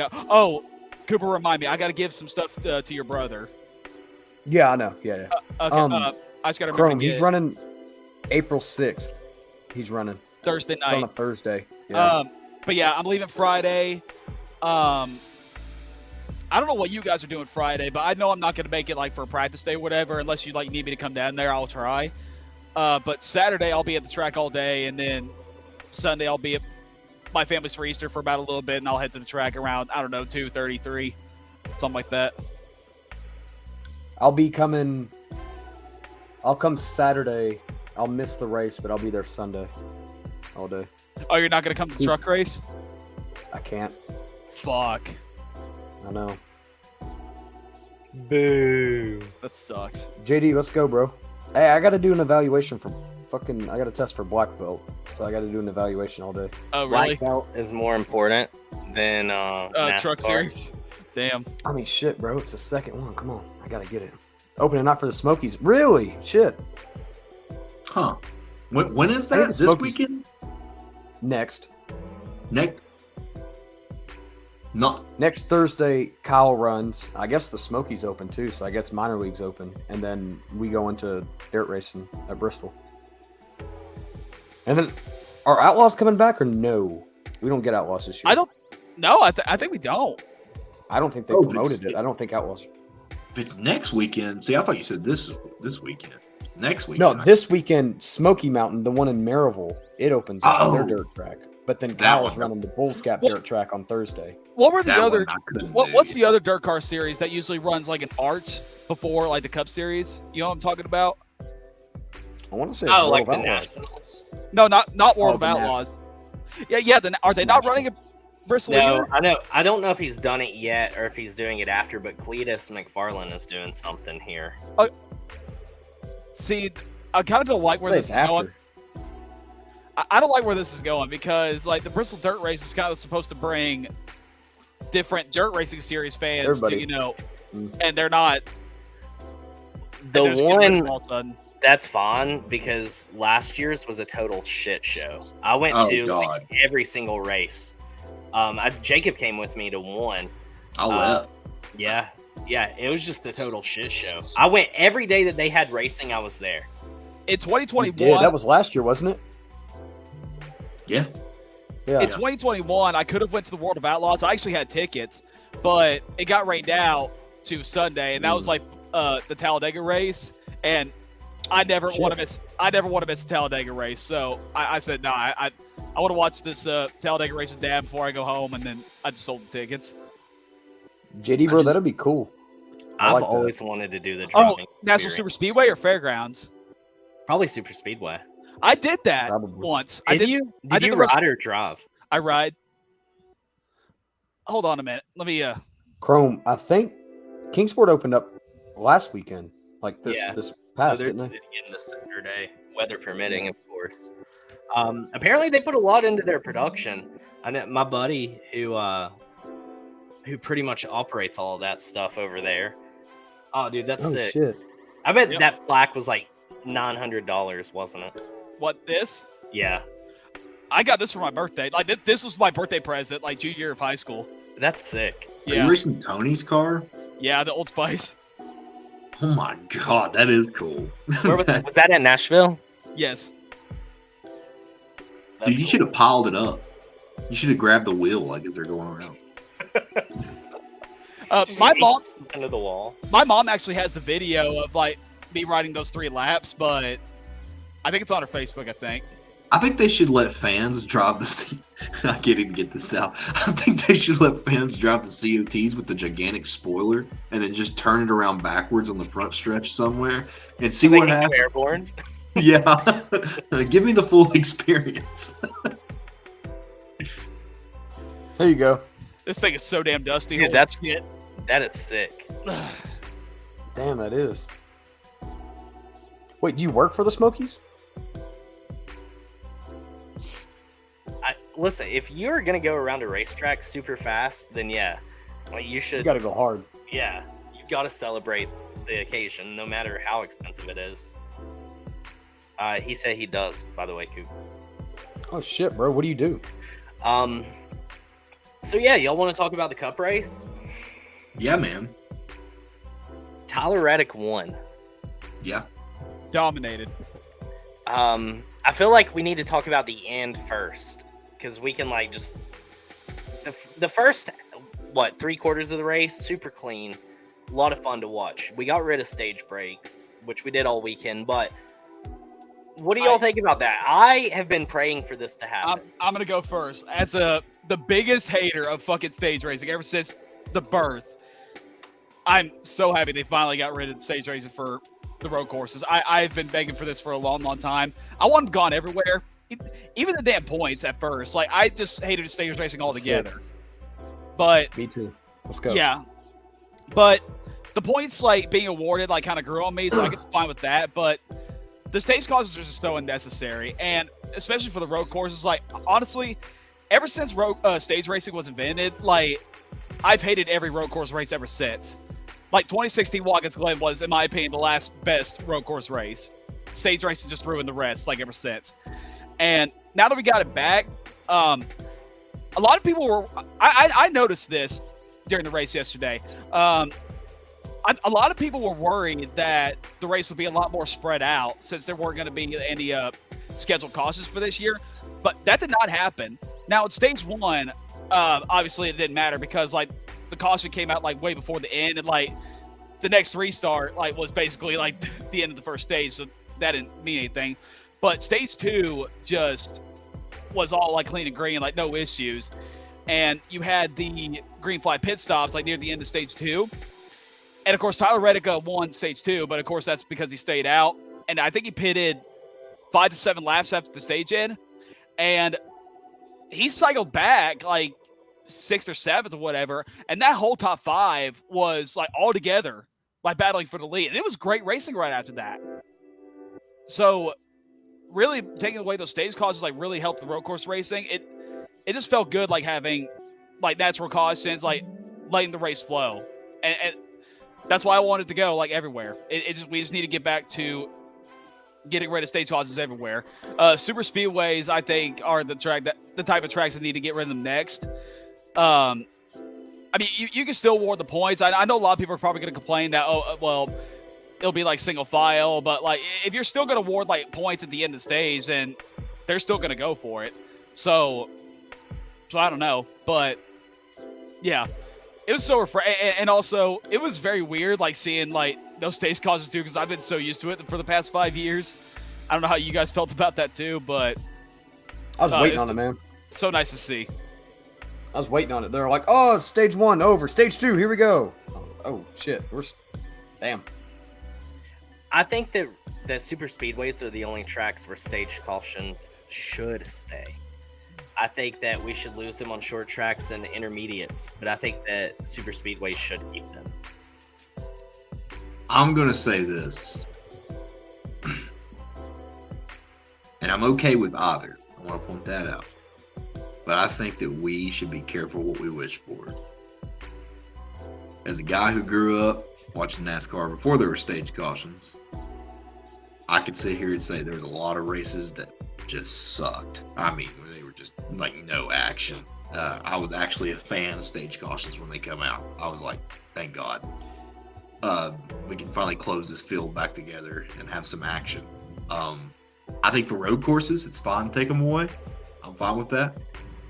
But I don't think they should be taken away anywhere else. Listen, I am completely fine with if it goes green the whole damn way. That is completely fine with me. I just fucking hate stage causes so much. I'm right there with Dalton. Yeah, I was so thankful for us to not have the stage breaks. Dude, imagine how great the Coke 600 would be with no stage breaks. Like, just so much fun, dude. So much fun. I disagree. And guess what? The races are way faster too. Yeah. We already take 30 minutes for just a regular caution. Now we're adding 2 extra ones for no reason. I don't know. Like I said, just be careful. You didn't like the flow of this race way more than... No, this race was fine. That's what I said. I said the road courses I'm fine with. But as far as like taking them off the intermediates, short tracks, no. Absolutely. Dude, you are insane, bro. No. Insane. I like competition cautions, man. I think competition cautions are good. Lap 25. Lap 25, that's fine. I like those. I don't hate that. I like those. That's it. If we're going to take the stage cautions away, then leave the competition If that's caution. the middle Let's do ground, that. then I'll give you that all day long. I like that. Because it makes it interesting. It's like it's the midway point of stage 1. So we get a little bit of action, you get some, beating and banging, some switch ups. I like that. If we do, then we can okay, go green from then there. I'm going to come back. If we do competition cautions, then I don't want practice. I'm fine with that practice. I'm not. Fuck that. Yeah, I love practice. I like Qualifying, qualifying's great. Practice. I would take rather it have easy. practice than qualifying. We had an hour of practice, like even though fucking Fox didn't show it live, but I think practice is beneficial. Yeah, it is. I mean, agree. teams don't want to go out there and like do the 20 days of practice before every race that we used to do. Well, we'd start on Wednesday, right? Yeah. Well, we had happy hour. Yeah. Like we had a happy hour when we were younger. I mean, we had like the speed booth and everything else. Like it was a fun time. we literally had a practice like just cause, then a practice like before qualifying, and then practice for a race basically. Yeah. I mean, I remember during Now, Daytona, Amanda- it was like 5 practices, like 4 or 5 practices. Amanda, the thing is, though, with that one, with stage breaks being at the tracks for us, I always try to beat the stage break when I'm in a track. So I'll go like 4 or 5 laps before, use the bathroom, because then it just gets clogged up, man. Because then everyone's running to the bathroom, everybody's getting food, everybody's getting drinks. So I try to beat it right before, because if not, then you're missing the entrance to stage 2. And I'm gonna say this, and you can ask Dad this. Like he's been like a shit ton of races with me. I never took risks. Like I would always stay for the whole damn thing. I would never get up to leave. I would You would always never go. You would not take a bathroom break. I would go before. I would go before green flag. That'd You're be a good. monster. I understand that. That's my first few races. I was like that. And I wish But Papa the Good more was you here. start drinking, you start drinking, and then it's like No, here's another thing. Here's another thing. You can ask Papa Good this too. Like, I'd be sitting there just focused on watching the race. Like, I'm not talking to anybody. I'm just all in. And Dad would like hand me like a bag of chips or a bag of M&Ms or a drink to like ask if I want it. I'm like, dude, no, get that away from me. Like, I'm busy. I'm busy right now. That's just me. You're dedicated. You were just zoned in. Yeah. I feel like if this is what they were going for, they failed horribly. Dude, I agree. That was the biggest fucking lie the sport has ever had. Like when they had first invented stage racing, all they were talking about was, oh, this is gonna eliminate commercial time. There won't be a lot less commercials. We can actually have scheduled commercials like for the end of stages, and we have a shit ton now. So we had 3 green flag commercials yesterday, if I'm not mistaken. And they went, and at the end of stage 2, they went commercial like right away. Like a caution did come out. Like as soon as Tyler Reddick crossed the line for the stage 2 win, they immediately cut to it. I wish that we would just do it the old way, where we would just go into a random green flag commercial break, and if something happened, they just cut back to the fucking race. Yeah. That was incredible. I like that. They don't do that anymore. It pisses me off. No, we come back and they're like, yeah, half the field got wiped out while we were under break. I will Here's say, this replay, but look who's in first. Like, I will say this, Cody, since you were at Atlanta, they actually did that last week when Eric Almirola and Kyle Larson wrecked. They went to a commercial and they actually cut like right back. That was like the first time they've done in a while. Yeah. Are you talking about like the older days? Is that what you were saying? I was reading comments. I don't think I heard you. Yeah. Like they would always go back to commercial as soon as something happened. Yeah. And they would come back and there would be people wrecked. They'd show a replay. Yeah, I saw that. And they go earlier. back to it. Yep. Oh my God, Brittany! I cannot wait to talk about this later on. Is the respect in the garage area gone? Please tell me Please, for the love of God, tell me y'all saw Kyle Busch's interview yesterday. Yeah. On Twitter. Yeah, where he pointed at Ross. Oh my God. He's like, yeah, like this guy over here knows a thing about racing clean. Okay, so Vince was so pissed off by the whole thing, like asking like why Kyle was bitching at Ross. I feel like I finally solved the puzzle. I think there was a point in sometime in stage 2 where Kyle actually got into Ross on the restart. Like they were like trading paint, like in the S's. It was either Kyle, because Kyle was rubbing on somebody. It was either Suarez or Chastain. It was one of the Trackhouse cars. That might have been why Kyle took a shot at Ross, I think. Or I mean, it could just be like Ross's just reputation, grit. Yeah, grit. Yeah, that's what I told Vince. Vince thinks that Kyle was mad about something Ross did in the race. Like Ross didn't do shit yesterday. No, I think that's just the reputation and like how people are going to refer to Ross. I'm sorry. That's what I'm trying to say. Like he's just talking about in general. Like, I like Ross, but what race were you watching, dude? He absolutely did shit yesterday. Really? Yeah, bro. He fucking bounced off of everybody. Oh my God, yeah. I mean, especially when he went back, when he spun out. Like, yes. That no, dude, he was the one in that line that like shot towards the inside, went 6 wide. really? Like I know that was the reason you brought that up. Yeah, dude, I swear to God, after he got wrecked, I thought he was out, like cause he broke a toe link or some shit. Yeah, he couldn't move. That shit was intentional, dude. Exactly, yeah. That's why I was like, I think I tweeted about it. I was like, there's no way that he just killed his car or the way it did. Or maybe I texted Jacob and said Yeah, that. you texted me about it. I was Yeah, like, it's like he just barely got turned and like he couldn't move. No, he fucking sat there so they would throw the caution. Yeah, dude. No, he absolutely hit everything on the track. Like him and Suarez both. Okay. Both of them. Okay.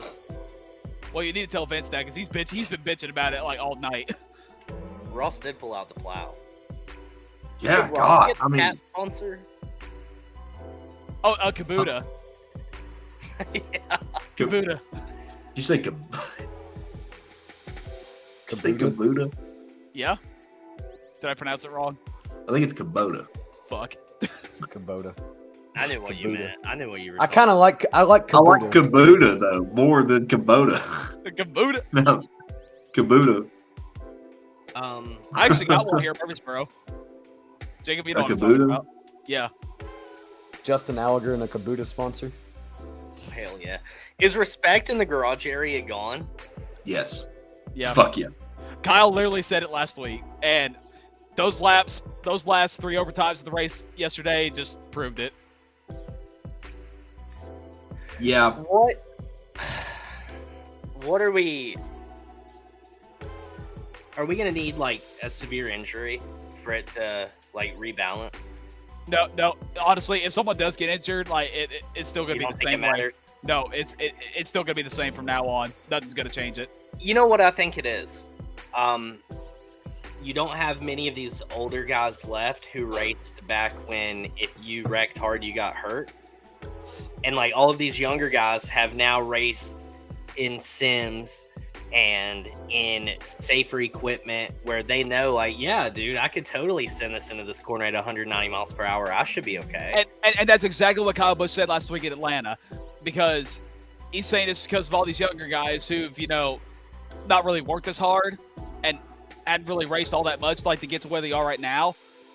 They don't know anything about it. Like they've been like race in the Truck Series where there's really no respect anymore. And same thing for Xfinity too. And they come straight up to the Cup Series and they still haven't learned a damn thing. And Kyle said, you try to talk to them, but they don't listen anymore. So he just gave up on talking to them. But also, though, I mean, to counter that portion, it's not like the young guys are the ones who are making, like, all of these terrible decisions. I mean, we're talking, like, there's veteran guys out there. Like, Joey Logano knows better. There's 3 clean. No, I think Joey's part of the.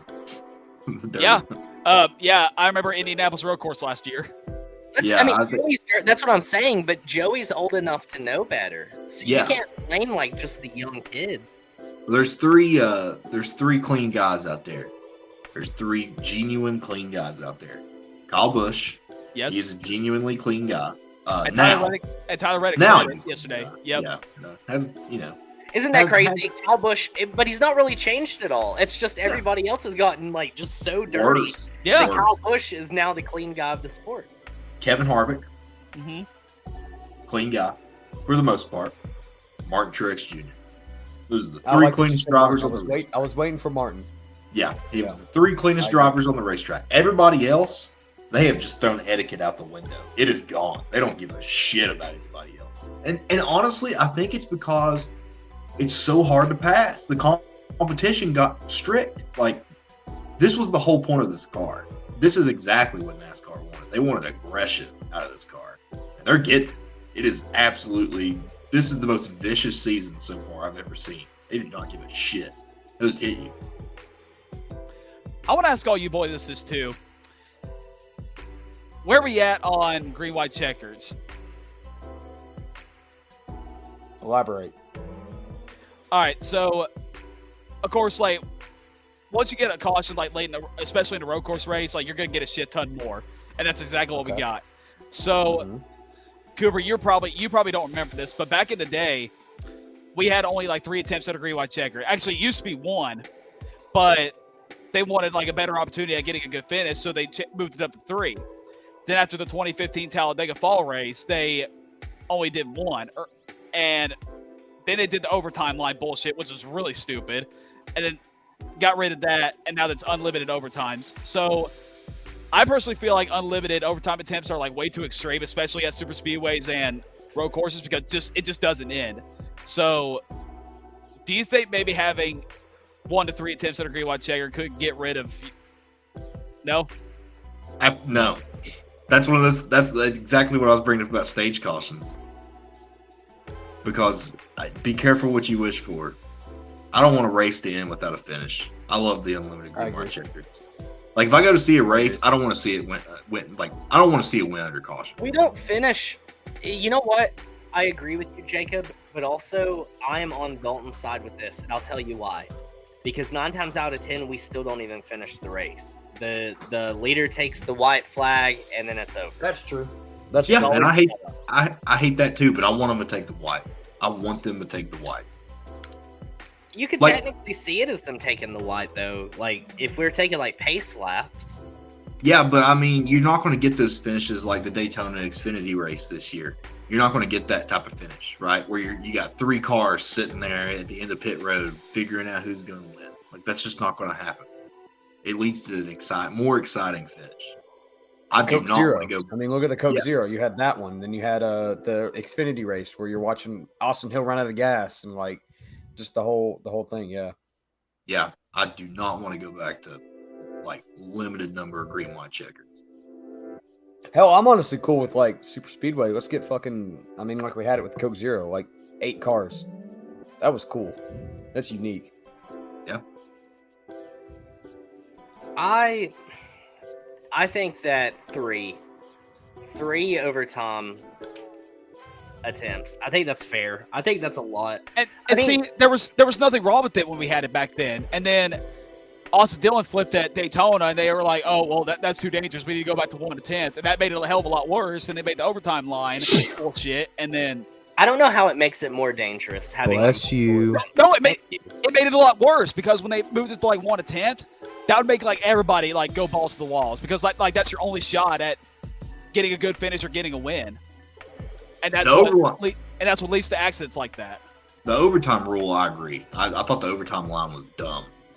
Oh my god, I hated it. It was the worst. But also, before we change anything on the green white checkers, like, let's say they do that, they need to be consistent in their callings. They need to prove that first.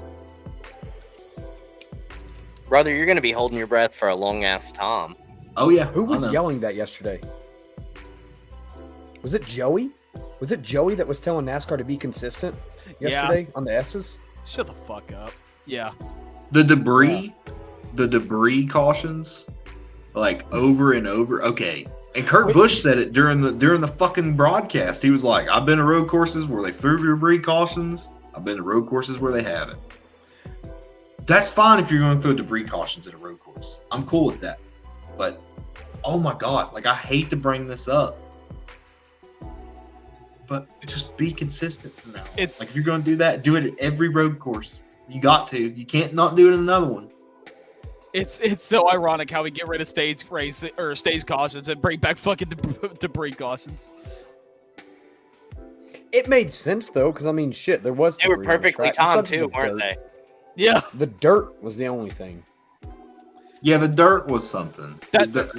That's caution worthy. They should have waited a lot earlier. But was it though? Because like they just spun, like Chris Bell got stuck. You know, it's just a part of the terrain. It is an obstacle on the track. I think maybe you need to slow down a little bit in that corner. I like don't think that. No. I don't think the dirt was an issue. Like, I mean, it was clearly like causing a problem. Yeah, I acknowledge that. I'm just saying. Was it Chris Bell and Martin that spun off the dirt? No, I think it was Harrison Burton and Christopher Bell. If we want to throw a caution because there's a trash bag laying on the track or a cardboard sign on the track, that's fine. That's a foreign object on the track. But that dirt is native to the track. Let it just be a part of it. Maybe these guys need to learn to keep it on the fucking road. I think it's caution worthy. Yeah. I think it's the same thing if they go through gravel and bring a bunch of gravel on the track. Like, it's caution worthy. It's so bad on the tires. Like, Coop. Who was it with the oil? That was for what? We're sharing good opinions here. Hey. Alton, I'm proud of you. I'm proud of you. Who was it with the oil? Was it Bubba that was leaking oil yesterday? Yeah. Bubba like broke like an oil line or some shit like that, and he was like laying he was everything. spitting fluid on the back of the camera. Let me That's ask you this. caution-worthy. Wait, let me ask you But this. it was. I mean, I'm glad you brought that up. Was Kyle Larson trying to like wreck Bubba back, or was he trying to get the pit road? Nobody knows, and that's why Denny was involved in all of that too. So because okay, if Kyle Larson was gonna Denny turned Kyle, and then Bubba almost hit Kyle again. No, Larson like came up, like it looked like he turned like a hard fucking right, like and Bubba was right close to him, like off the pace, and Hamlin was just right there. He probably was. Like they said Larson was trying to hit the pit road. I'm like, dude, if Larson's trying to go to the pits, like he's because why is he all the way outside? Exactly, and pit road entrance is right there. So he was trying to get him, I think. I like it. I think Larson was in Denny's way in that moment in time. Oh, Denny was just like wrong place, wrong time. Yeah. I don't know. It is what it is there. I want to go back. Papal Cody had a comment. Back in the day, there were 4 to 5 seconds in between first and last as far as their lap times. Now all the cars are on the same second. Isn't it insane how, like, during qualifying, it is so freaking close every single week? Like, it's very F1. Like, F1's like that to a big extent. Yeah. I like it. I would rather it be this way. I would rather a guy not win by 40 laps. Me, myself. Like, I couldn't have imagined, honestly, I don't know if I could have watched NASCAR in the era where guys were winning by like 1 or 2 laps. I don't know that would have kept my interest. I mean, that was like Larson 2 years ago. You know what I'm saying? Where's he at now, though, you know? I think he's a genius. 134 points negative, right? He's one of the best on the track, man. Dear Lord, baby Jesus, please don't let Hendrick win the appeal this Wednesday. Oh, I'll cry, dude. I will cry. Watch. I do want to point out that Jensen Button was the top road course ringer. Was he? No one talked about that. Yeah, he finished 8th. He got a top 20 finish. If Kimmy got fucked, that's why. Kimmy got fucked. Kimmy did a good job. I do want to say this. If I would have became a Formula One fan a long time ago, that would have been my favorite driver. Kimmy? Jensen. Oh, okay. I could not get over that Jeff Gordon said Jordan Taylor was going to win that race. Like, I have all the respect for Jordan Taylor. I don't think that's a terrible take. It's the most worst. Possible. I think it's a slap in the face to every driver in the garage. I genuinely do. Well, you got to think like Jordan's just like a big Jeff Gordon stan. So well, also think about how much Gordon has always envied like road course racers and sports car and F1 and Indy and so on and so forth, because he never really got to go over there and do that too much because of NASCAR. He should do it. So I think that Gordon has more respect for like those kinds of racers more than he does other NASCAR drivers. Who's Jeff Gordon? He's the guy who drove the 24 before Chase Elliott. That guy. Yeah, the guy that you have to put on every like popularity list. Or God forbid if you don't. Yeah. God forbid. Rip your mentions, bro. Hey, while we're here, you want to hear the top 10? Yeah. Coming in at 10th, Todd Gilliland. Toddy boy Ain't that did some it. shit? I love it. I love to see that. Shout out Next, I think, don't quote me, but I think this is his best finish of the year. Ty Gibbs. Yeah. Ninth. Back-to-back top 10s. Where'd he finish last week? Was it 10th? If Connor was here, he would tell you, but something like that. Connor ninth, because he finished ahead of Kyle. Okay, so back-to-back non-place finishes. That's good for Ty. He needed that. Chris Buescher in 8th. Starting to see a whole lot of consistency out of RFK. Well, Chris Buescher's an underrated road course racer. We saw that at Sonoma last year. Oh, yeah, for sure. I think this is the biggest surprise here in the top 10. Might be stringing together a pretty consistent season. Our Daytona 500 champion, Ricky Stenhouse, 7th place.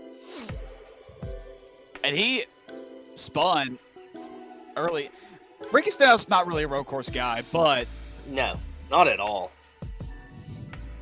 It's exciting to see, though. Number 6. This guy, we expected more out of him because, hell, he won his first race in his rookie season. Austin Cindric. Then we have the greatest driver to ever drive the 24, William Byron.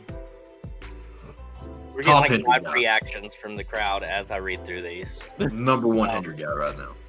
William? Yeah. I still think it's Bowman, bro. I think it's Byron. Hell no. I think it's Byron. I think Bowman might be showing a little more. Thank you.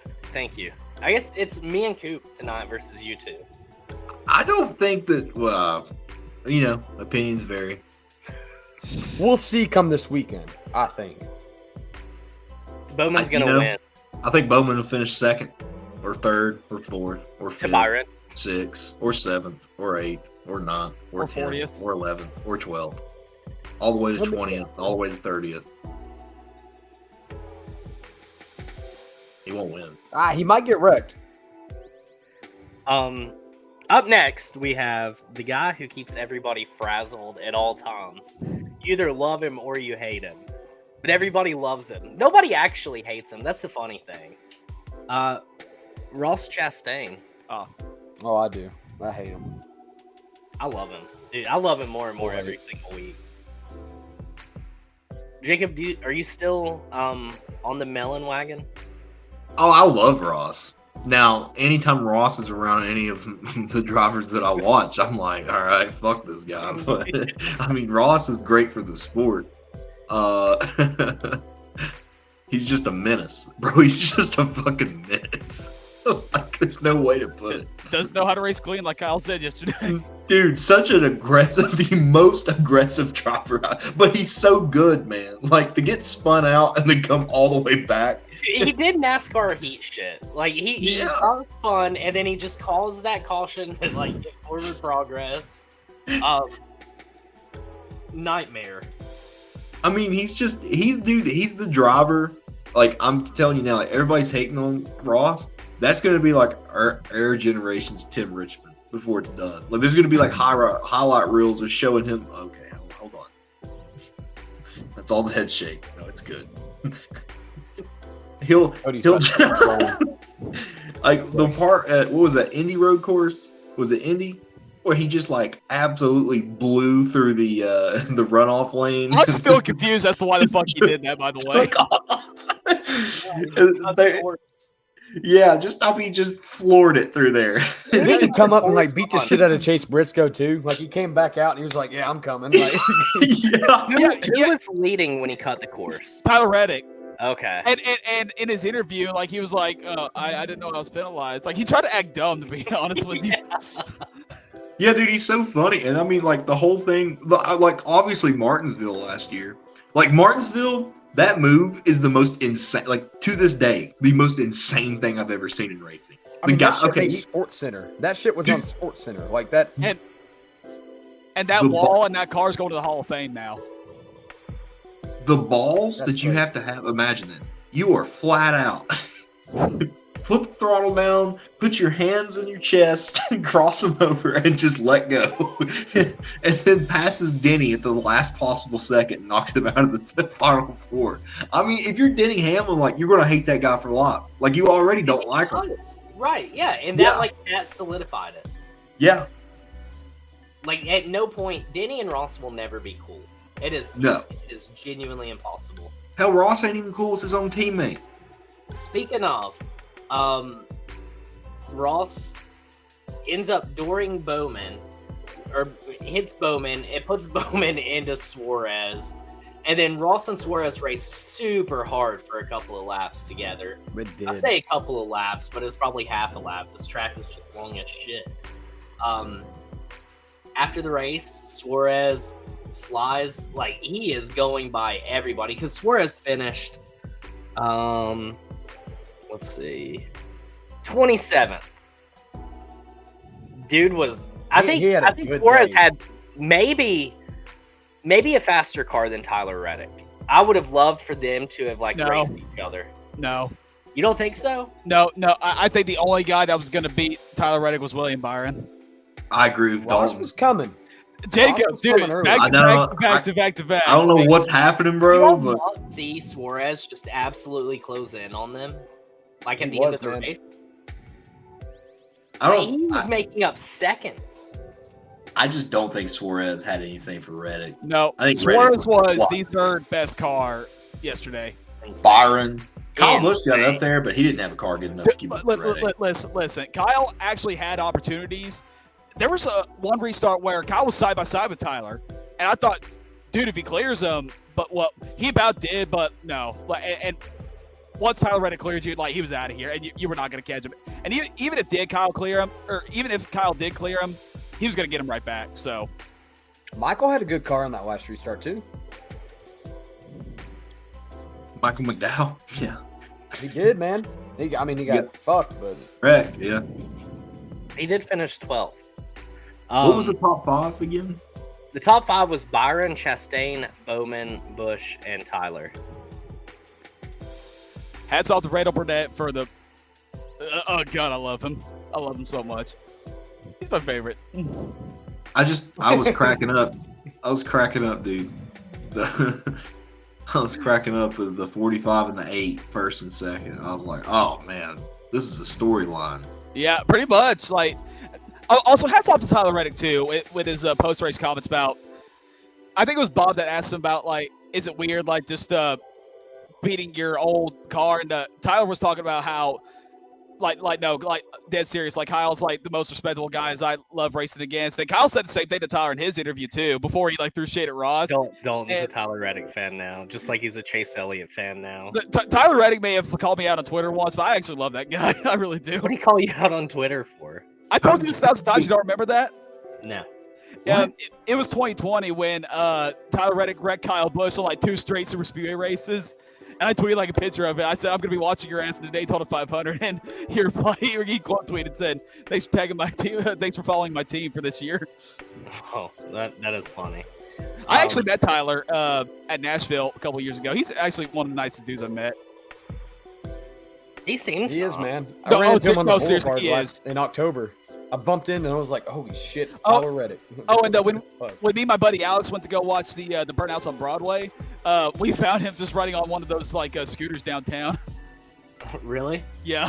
That's funny. We said hi to him. Real quick, to go back to the Trackhouse drama. So Suarez flies around the whole field, and then he is slamming into Ross, and then he bumps Ross out of his way on pit entry, and then he slams into Bowman, not once but twice on pit road. That last bump, it was like pretty close to an official. It was right in front of an official. Yeah, anything could happen.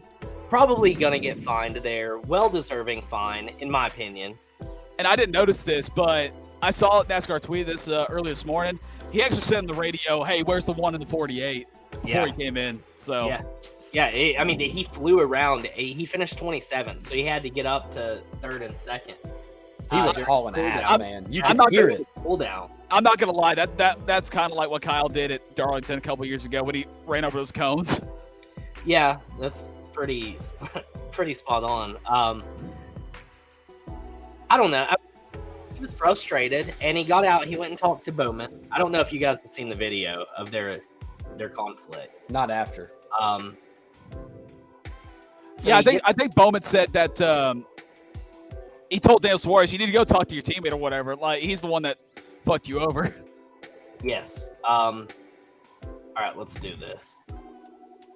Hey, 48 just following you. Everybody followed you Get down. rid of that. 48's having to be really aggressive. He's left. Yeah, a bunch of them left here. Come on. Back up here if you can. Son of a bitch. What the f*** the 48? He's there, man. He just went straight, and the one pushed him against me. Can anyone explain Real me what quick, the one was trying to do there? Bowman did that like on a lot of restarts besides that one. Like he tried to kill people on turn 1. So this was during the cooldown. Jesus Christ!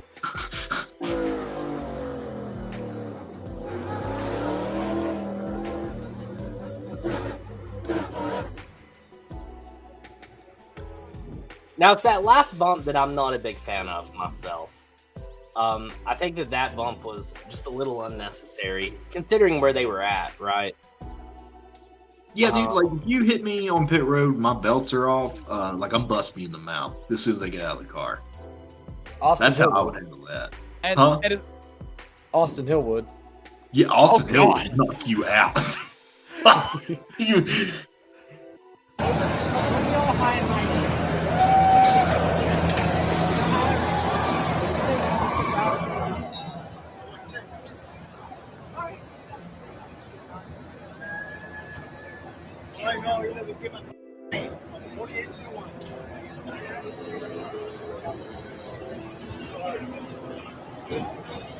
Is Ross just digging in his dick right now? What's he doing? It's cooling suit. It's cooling plug. I thought he was just scratching his fucking dick. He's like, hey, you bro, say look, fucking come on. That guy. Ross is that guy, dude. He just scratches nuts while talking to you. Cody, did you say his cooling suit? His cooling suit. Oh my god. Holy shit. No, dude, Austin Hill would like throw you like on top of that hill in turn 1. Ty Gibbs did get penalized. I hope that NASCAR is consistent. I understand Daniel's frustrations. I'd probably be pissed off too. But you just can't do that when there's a guy who's just completely wide open. Like, just... I mean, these cars are 3,500 pounds, dude. A person on average weighs like 190. Ross is problematic, honestly. I don't know that he's problematic. Right? I mean, he causes problems. But I don't think he's problematic in like a bad way. I think Ross is like the spice that we needed. What boats you? A is pit road. B, that is true. But also, I mean, do you think that factors in? Like, in their head, they're like, I know that this will get his attention. It just slams into the rear. Let me concuss you real fast. And then we take full circle right back to, is the respect still in the garage? No. Are you on anybody's side in this Trackhouse debate? No, I think they both drove like assholes. Yeah. I agree. Did you notice Ross said, "Don't be all high and mighty"? Yeah, he had a point there. Like Ross owns up to it. That's the thing about Ross. Like people are like, Ross raced me dirty, and he's like, yeah. I do respect that though. At least he's honest. Yeah, Ross owns everything, dude. That's like it's hard to be mad at him. He never gets out, and he's like, I don't know what happened. He's like, yeah, I probably had that one coming. Or yeah, too. Like he literally said, I think it was a front stretch video. He said like, yeah, I got wrecked. I didn't get mad about it. I don't know why he's so mad. Bro, move on. Rome is on one right now. And yeah, I'm gonna do honorable mentions. And also another thing is that like there'll be times where like if someone like pays him back, like Denny Hamlin did a couple times, he would just he would never get mad. He would always just be like, I guess I had to come and I guess I deserved it. Like he did that at Pocono last year and he did it at Phoenix this year. This is true. Ross did lie about being sorry. Oh yeah. I don't think Ross is sorry. Ross is on his DGAF tour. Harv would throw hands with Bowman, but have a chat with Ross with some watermelon and talk things out. You could have like a watermelon margarita at the Jimmy Buffett place. Margarita. He would throw hands with the guy. It wasn't his fault. Just beat the shit out of the innocent. Beat the shit out of Bowman for no reason. That'll teach you. And Ross just over there fucking punching a watermelon. Come on. So Tyler Reddick gets his first win with 2311, first win with Toyota. I mean, Tyler finishes first, Kyle finishes second. Kyle's already got a win this season. I don't think anybody won or lost with the driver swap, right? So far, no. So yeah, I mean, I think it worked out the best way for everybody. Kyle's got a team now behind him that seems like they're behind him 100%. And Tyler seems to have a team that's behind him 100% too. And one thing I want to talk about real quick, I had a lot of questions going into this weekend, how Kyle was going to run that 8 car on road courses, because last year Joga's Racing's road course program was just pure dog shit. Like all 4 Gibbs cars were into like top 30 in every road course. And now with Kyle going to the 8 car for the road courses this year, I think we were going to find out this weekend if it was more of the equipment or the driver. I think that question was answered. I mean, Kyle did have a good car. Don't get me wrong. He was mostly like a 7th place car for most of the whole day. It was just really good pit strategy that got him in the top 5. But undoubtedly, Tyler Reddick. It was more Tyler Reddick than what we thought. The Joey. Honorable. Do you have anything to? The way he spelled that. It's the funniest shit I've ever seen. Do we have anything else to add on 2311 getting a win? No, happy for him. Happy to hear Kurt, man. Kurt's emotions. Yeah. Yeah. That's my boy. That's my boy. He said it like 4 times. That's my boy. Kurt's like the one who brokered the Monster deal for Tyler. Kurt for sure is the reason why Monster stuck around with the organization. So I would love eventually for Kurt to buy in with 2311. I think that would be really, really, really awesome. He's playing the part. He's got a briefcase. Yeah. He's like apparently super involved with the team. So I just want him to come back for a couple races. Me too. And I think he will in time. I think he will need to come back and run at least one. What's he drive? You think he drives the 67? Yeah. I would actually, I could see them doing something like Sly, and where it's the 67 right now, like flipping the 6 upside down and making it 9. 97. Or 79. 79 could work too. I would love to see them do something like that, like the 97. Or if they do like or he just comes back and runs the 69. Get back with Crown Royal or Sharpie. I think somebody should run the 69 car. 69 would be sick. Sponsored by 69 Mega. Would be dope as hell, bro. I would be all about 69 Mega. Hey, just putting it out. I'm not gonna give out the date, but there is a day very kind of soon where the website 69mega.com is up for grabs. No. And I want to get it. No. How do you know? There's websites where you can look up and see when like website domains run out. I just want it so I can redirect it to the Left Turn Colt website. Got too much time in your fucking hands, dog. Chrome, no, I'm not even like shitting on you. I actually like laugh because I love that spelling. LaJoy. Like I'm never gonna say it anything but that ever again. Ooh. That's what it reminds me of. The ooh, LaJoy. So speaking of LaJoy, Corey LaJoy finished 11th. Dude's strung together a hell of a season so far. He's top 15 in points, 6 races in. That's a big accomplishment for Spire. So happy for that. Michael McDowell 12th. Kevin Harvick 13th. Modest road course finish for Kevin. Somehow, by the grace of God, Kyle Larson finished 14th. I think he was 2 laps down. Wait, how the fuck? The ending, he just kept getting the free lap. That totally was fucked. How did he not go to the garage? They might have repaired it. I don't know. I mean, they Damn. have what 6 minutes to repair it, and that's you're just down a lap. No, like I thought like a tow leak was done. Like, No, they can repair them.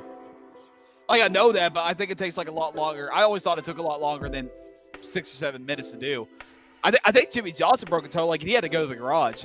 Yeah, I think it depends on like how severe it is. But I know some teams are like kind of proficient with it, some aren't. Because I've seen some guys run out of time them trying to repair it under the DVP, and then some guys are off and on. Briscoe 15th, Denny Hamlin and Truex 16, 17, Jensen 18th, Justin Haley 19th, and Noah in 20th. Noah ran in some shit, man. He looked good. Yeah, he was running top 8th 10. on that last. He got spun up, man. Cody Ware with the top 25. Jordan Taylor 24th. For old time's sake, Ryan Blaney 21st. God, I don't know how, man. Ryan just eating the fucking stick yesterday. That was Dude, he got bulldozed by Larson. Larson bulldozed him, bro. Multiple times, man. No, him and Eric Jones both. Dude, Kyle Larson and Eric Jones were always together. I Oh don't know if my God. anybody noticed that. But Oh they my were always, like the whole race, they were side by side. Yes. Hey, Even ain't nothing like, beat Ryan happened Priest's car. accident. Oh, speaking of Ryan Priest, I want to talk about his He looked good. No, see his tweet? Where he You called didn't see every it? half the field as a hack. Yeah. I did. Okay, yeah. That's the pot calling the kettle black. Yeah, like I said, have you looked at the fucking mirror lately? Real quick, let's run through the cup standings. Yeah, I'm curious. We'll do the top 10 here. So, actually, let's do the playoffs. I feel like that's the way you should do this. Alex Bowman docked 100 points, but he's setting in 16th already. I'm telling you, Alex Bowman's having a hell of a year. Once again, dear Lord, baby Jesus, please do not let Hendrick win the appeal on Wednesday. Corey LaJoy 15th. Oh shit. Daniel Suarez 14. Chris the Bush Busher at 13th. Ricky at 12. Crazy that he's still like that hot, man. Dennis at 11. Tyler in 10th. Bradley Keselowski in 9th. RFK's in the playoffs right now. Dude, I mean, both of them, too. That's crazy. Legacy's not even there. MTJ in 8th. This one right here is the most surprising for me. Austin Cindric is 7th in points right now. He has had a pretty decent season. He has. A lot of people are sleeping on it. But 2 yeah. top 10s. He's led And 7 a stage laps. win yesterday, or last week. Yep. Mhm. Ryan Blaney is 6th. Chris Bell is 5th. Kevin Harvick in 4th. Joey Logano in 3rd. Kyle Busch in 2nd. And then the Watermelon Man himself is our points leader. So did they take away Byron's wins? Is Byron's wins gone? No, they're still there. His basically like all the points he made in those wins like are gone. I genuinely do not understand that. I don't think you could take his wins away. No. I don't like NASCAR taking wins away. Here's the thing. I was listening to Door Bumper Clear. I know that's a shocker that I was listening to Door Bumper Clear. But I was listening to them and they talked about the louvers, right? They said out of their 2 cars, so there's 2 louvers to a car. There was 1 louver taken from Colin. 1. Guess how many were taken from Hendrick? Both. 8.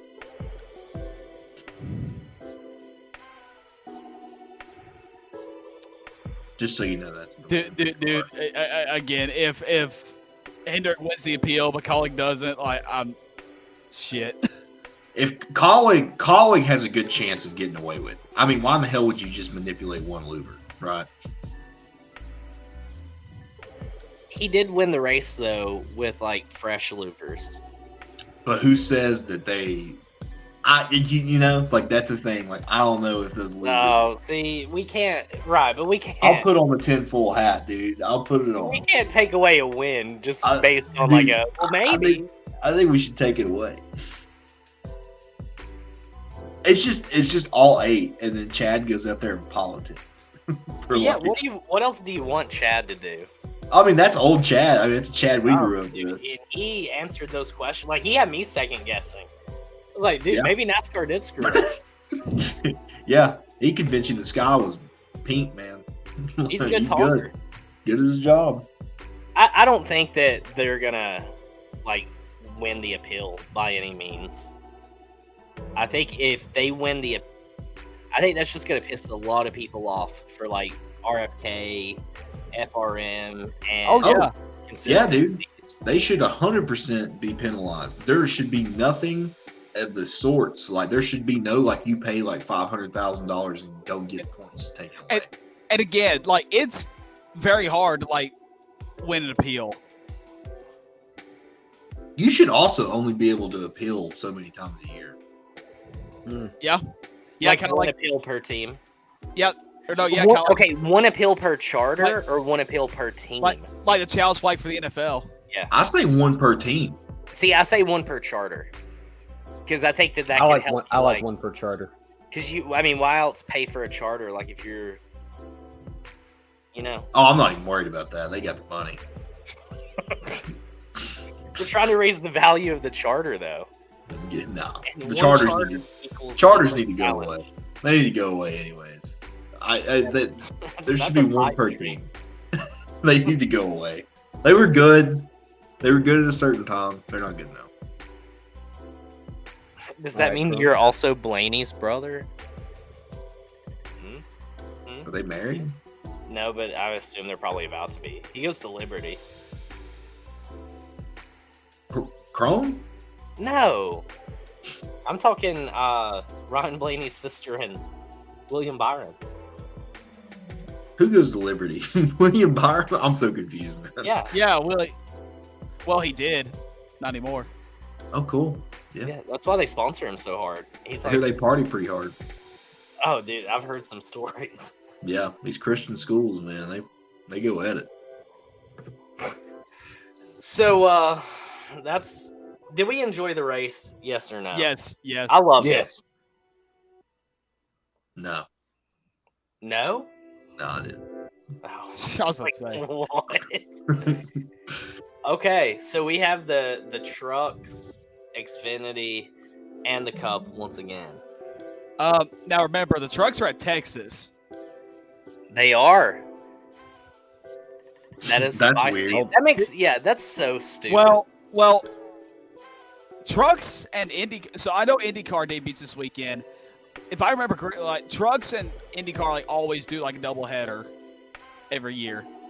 Do you think that's like a disgrace to Indy, where they're like, "Here y'all go. You can race beside of our lowest series." Yeah, kinda. No one in the trucks, really. Why is IndyCar still going? I thought they were done going to Texas just because like the fucking PJ1 that's wrecking all their cars.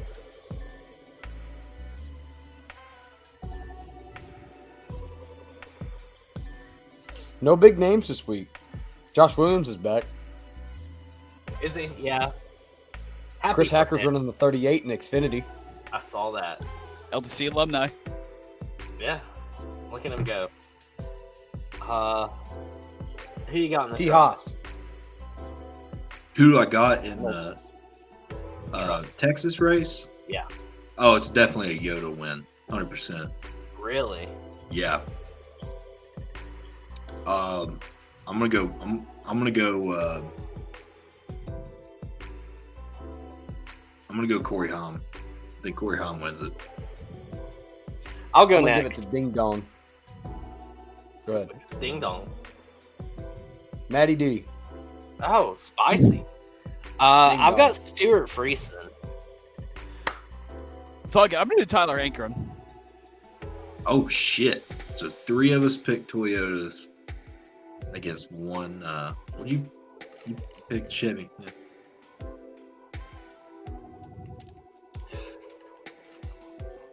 Xfinity T-Haas. Series. T-Haas. I'm gonna go first. Richmond. John Hurt Nemechek. Agreed, dude. Yeah. Sammy Smith.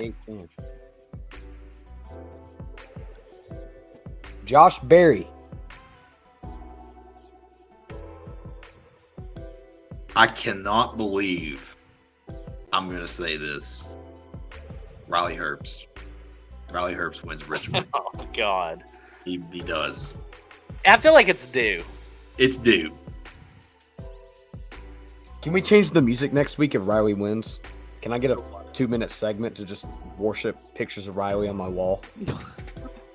I'll pin up pictures of Riley if he wins next week. It'll be like that fucking SpongeBob episode where he's just bowing down to like the Krusty Krab rules. All right, boys. Cup racing. I think the last time we were here for this race, Denny won. Harvick was in second. And then for the fall race, I know Harvick won. I don't remember who was in second for that one. So Toyota has a long-standing dominance here, but a Ford was the last victorious vehicle. I would love to go first. You go Yes, ahead. Ford was the last victorious vehicle. It will be the next victorious vehicle. Brad K wins Richmond. Actually, that's not bad. Who's your No, he ran really good at Phoenix. Who's your underdog? Chris Buescher. I'm all in. You just say it so happily with your arm hat on. It's like you're not biased at all. No, dude, I'm not biased whatsoever. Promise. Turns it backwards. Yeah. Who's next? Underdog. Give me MTJ. Don't sleep on him. Main cup pick. I'm going crazy. Ready? 10 car. Eric. Let's go. Eric wins. Oh, dude, I will Watch it. throw What up. the fuck? I've got Watch an it. underdog here for you. Back-to-back top 10s, maybe starting to find his foot in a little bit. It's also a Toyota-dominated track. Ty Gibbs is my underdog. Now for my favorite, the guy that I think is going to go in there and win. He's been kind of quiet this season, but he's been quiet in the car, definitely not off the track. Dennis Hamlin is going to win Richmond. Him and that green interstate batteries was just so weird yesterday. Yeah, that's why he didn't do. I'm telling you, something's up with FedEx, man. Somebody check on FedEx. They slacking. Isn't it crazy? Like the one movie that they sponsored heavily was a movie about their plane crashing on an island. God. They were like, "Yeah, we want to invest in this one. All right, This Dalton. is it. This is it." Oh shit. Put Tom Hanks. All right. For my underdog. To another wonderful predictions video that you guys love so much. Oh shit! These 5 minutes of me. They can still hear I us. love seeing the comments of you guys be like, man, I So we just can finished the commentate over entire this. Lord of the Rings trilogy movies, the extended versions before we finish this video. I just finished the entirety of the SpongeBob series thought you up to shaved. this point. We're not seeing the comics. I love it. Keep them coming. Make them creative. Like right now, I want you in the comments section to be very creative. Like, man, I just did this before he finishes videos. And I want those comments coming until the very end of this video, okay? 3, 2, 1, go. Now let's talk about some stuff. Some personal stuff. I just closed the show yesterday, the show I was working on. Very sad, bittersweet, a lot of emotions because that's my final show at Middle Tennessee. So, you know, I'm just doing schoolwork till the end of it. Graduating in May. Crazy stuff, right? anyways, let's talk about some COTA. Circuit of the Americas, top 3 road course that's on the NASCAR schedule. Yeah, Sonoma, Watkins Glen, and COTA, all 3 of those. And I love that we're doing more road courses, to be honest with you, and I think that we should continue to do them. Just get rid of the Rovals, like the Indy Roval and the Charlotte Roval, because fuck those. I hate the Rovals, they're stupid, and I don't give a shit what they say. I always joke, it's more of a joke at this point, I say Canadian Tire, but we should go to Canadian Tire and the other track that's in Canada, because I think it'll be just fun. We'll go to Japan to do it. I know that's logistically expensive for NASCAR, but it'll be fun. Or, no, Cooper, we're not going to go to Mid-Ohio. Just, Fuck. I know you love Mid-Ohio, Cooper, but I just don't want to see it. But with that nonsense out of the way, let's go ahead and talk about some stuff. Zane Smith won the Truck Series. Again. He beat out Kyle Busch, which, that's an achievement in itself, being Kyle Busch in a Truck Series race. So congratulations. Like I know this guy. Xfinity Series, AJ Allmendinger won. So basically, he just had to go. He couldn't win the Cup Series, so he had to go win in the Xfinity Series. Shades of just AJ being AJ again, I guess. I don't like AJ Allmendinger, so yeah, sorry to all 5 AJ Allmendinger fans in that left turn cult. He's just not that great. Will he win a Cup Series race this year? Maybe. I don't know. I hope not. Just like I hope Brad and Chris Buescher don't win. But anyways, what do you say?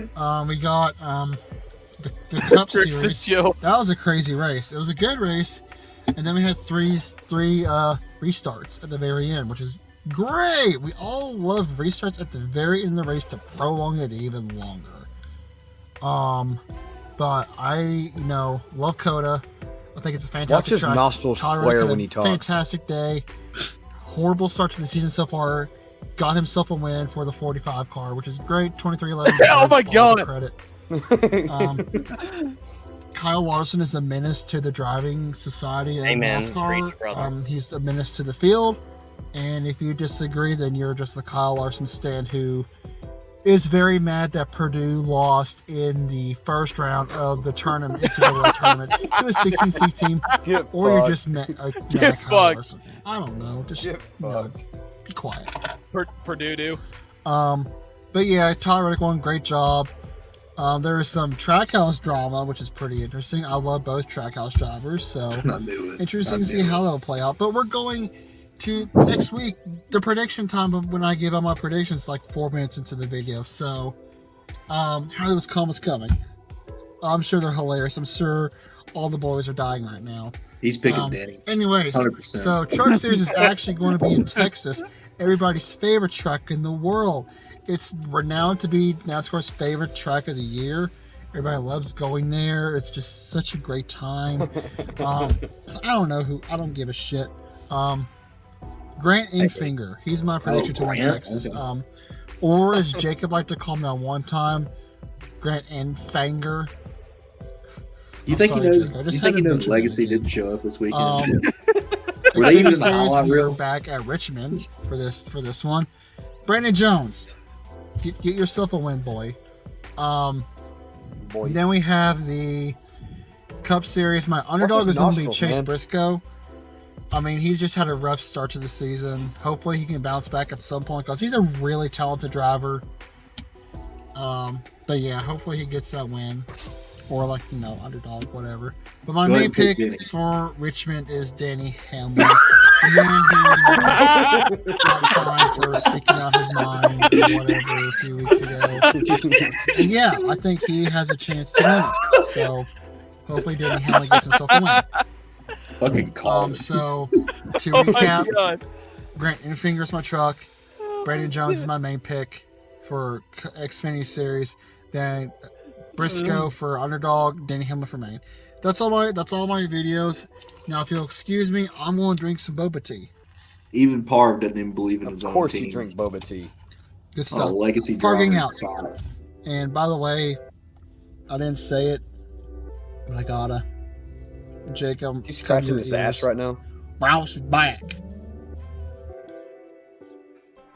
Bro, there wasn't even a legacy driver in the top 10. What do you mean? Hey, bro. Crumb Prodigy. Holy shit, chill. I went on the Titanic wreckage before Bar finished this video. Did you find that jewel, that gem? Emerald? What's it called? I forget. There's like a fancy name. Sapphire? Well, no. There's like a name for it. Like it's like a named stone. Kind of like the what's the Harry Potter book? Like the something goblet. Oh, the Infinity Stone. The Hobgoblet. Goddamn Thanos. If I could snap my fingers with the Infinity Stones, I would. Fingers. I would. I'd get rid of the Legacy as a team. I wish. I'd get rid of the parts heart of of the nostrils ocean, more than Sapphire. The heart of the ocean. What a bitch for throwing that off the ship. Yeah, dude, she just yeets it. She's like, yeah, the sound. Wasn't even a good throw. My favorite, like, just thought process with that movie is the fact that she's like, "I'll never let you go, Jack. I'll never let you go," and then she just like rips his fucking fingers off. Just feed him to the fucking sharks. Yeah. If FedEx was a thing then, they would have probably sponsored that movie. Probably been had FedEx all over the ship. I'm trying to say that FedEx and Denny Hamlin is a sinking boat. And you are correct. Yeah. I've heard some shit. Yeah. I guess that's all we really have, right? Oh, fuck my picks, I guess. Fuck you. All right. Oh yeah, you didn't pick yet. Go ahead. Yeah, fuck you for interrupting. Yeah, I noticed, like, you always, like, play Par's videos, like, when Jacob gets ready to pick. He did it to me this week.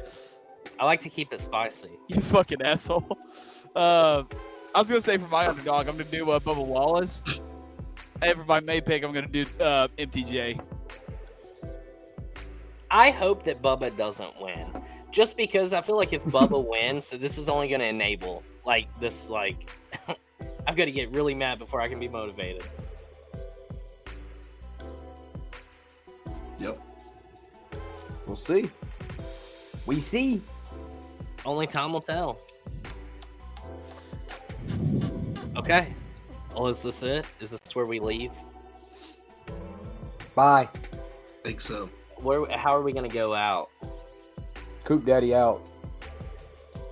Twitter celebrity out. Out. Thanks for tuning in for another episode of the LTC, straight out of East Tennessee. As always, I'm Cody, your host with the most. JKL. I do it again. Daddy Coop. Bush Rowdy Dalton. Just stringing stuff together.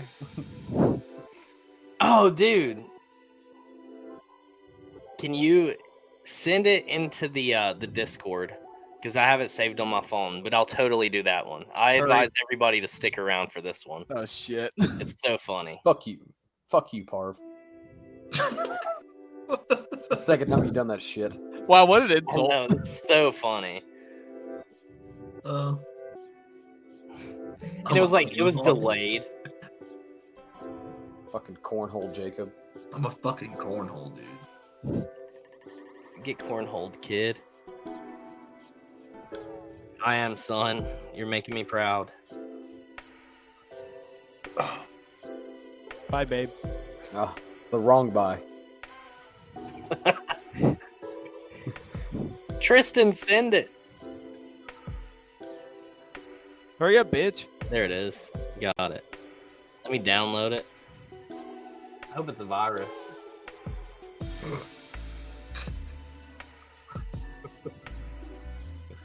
Your computer's gonna have fucking anti-lag in it now. Just start shooting fucking flames. Bang, back, back, back, back. Got it. All right. This is how we're going out. Let me get rid of this. Hold on. Hey, thanks for tuning in, everybody. This was a fun week. Now it's just awkwardly silent. Wrong thing. And I'll get the points out tomorrow. All right. We're all out. Bye. I wish I could have a new left turn Colt hat and some Colties. It would be so nice. Oh wait, I have some on the way.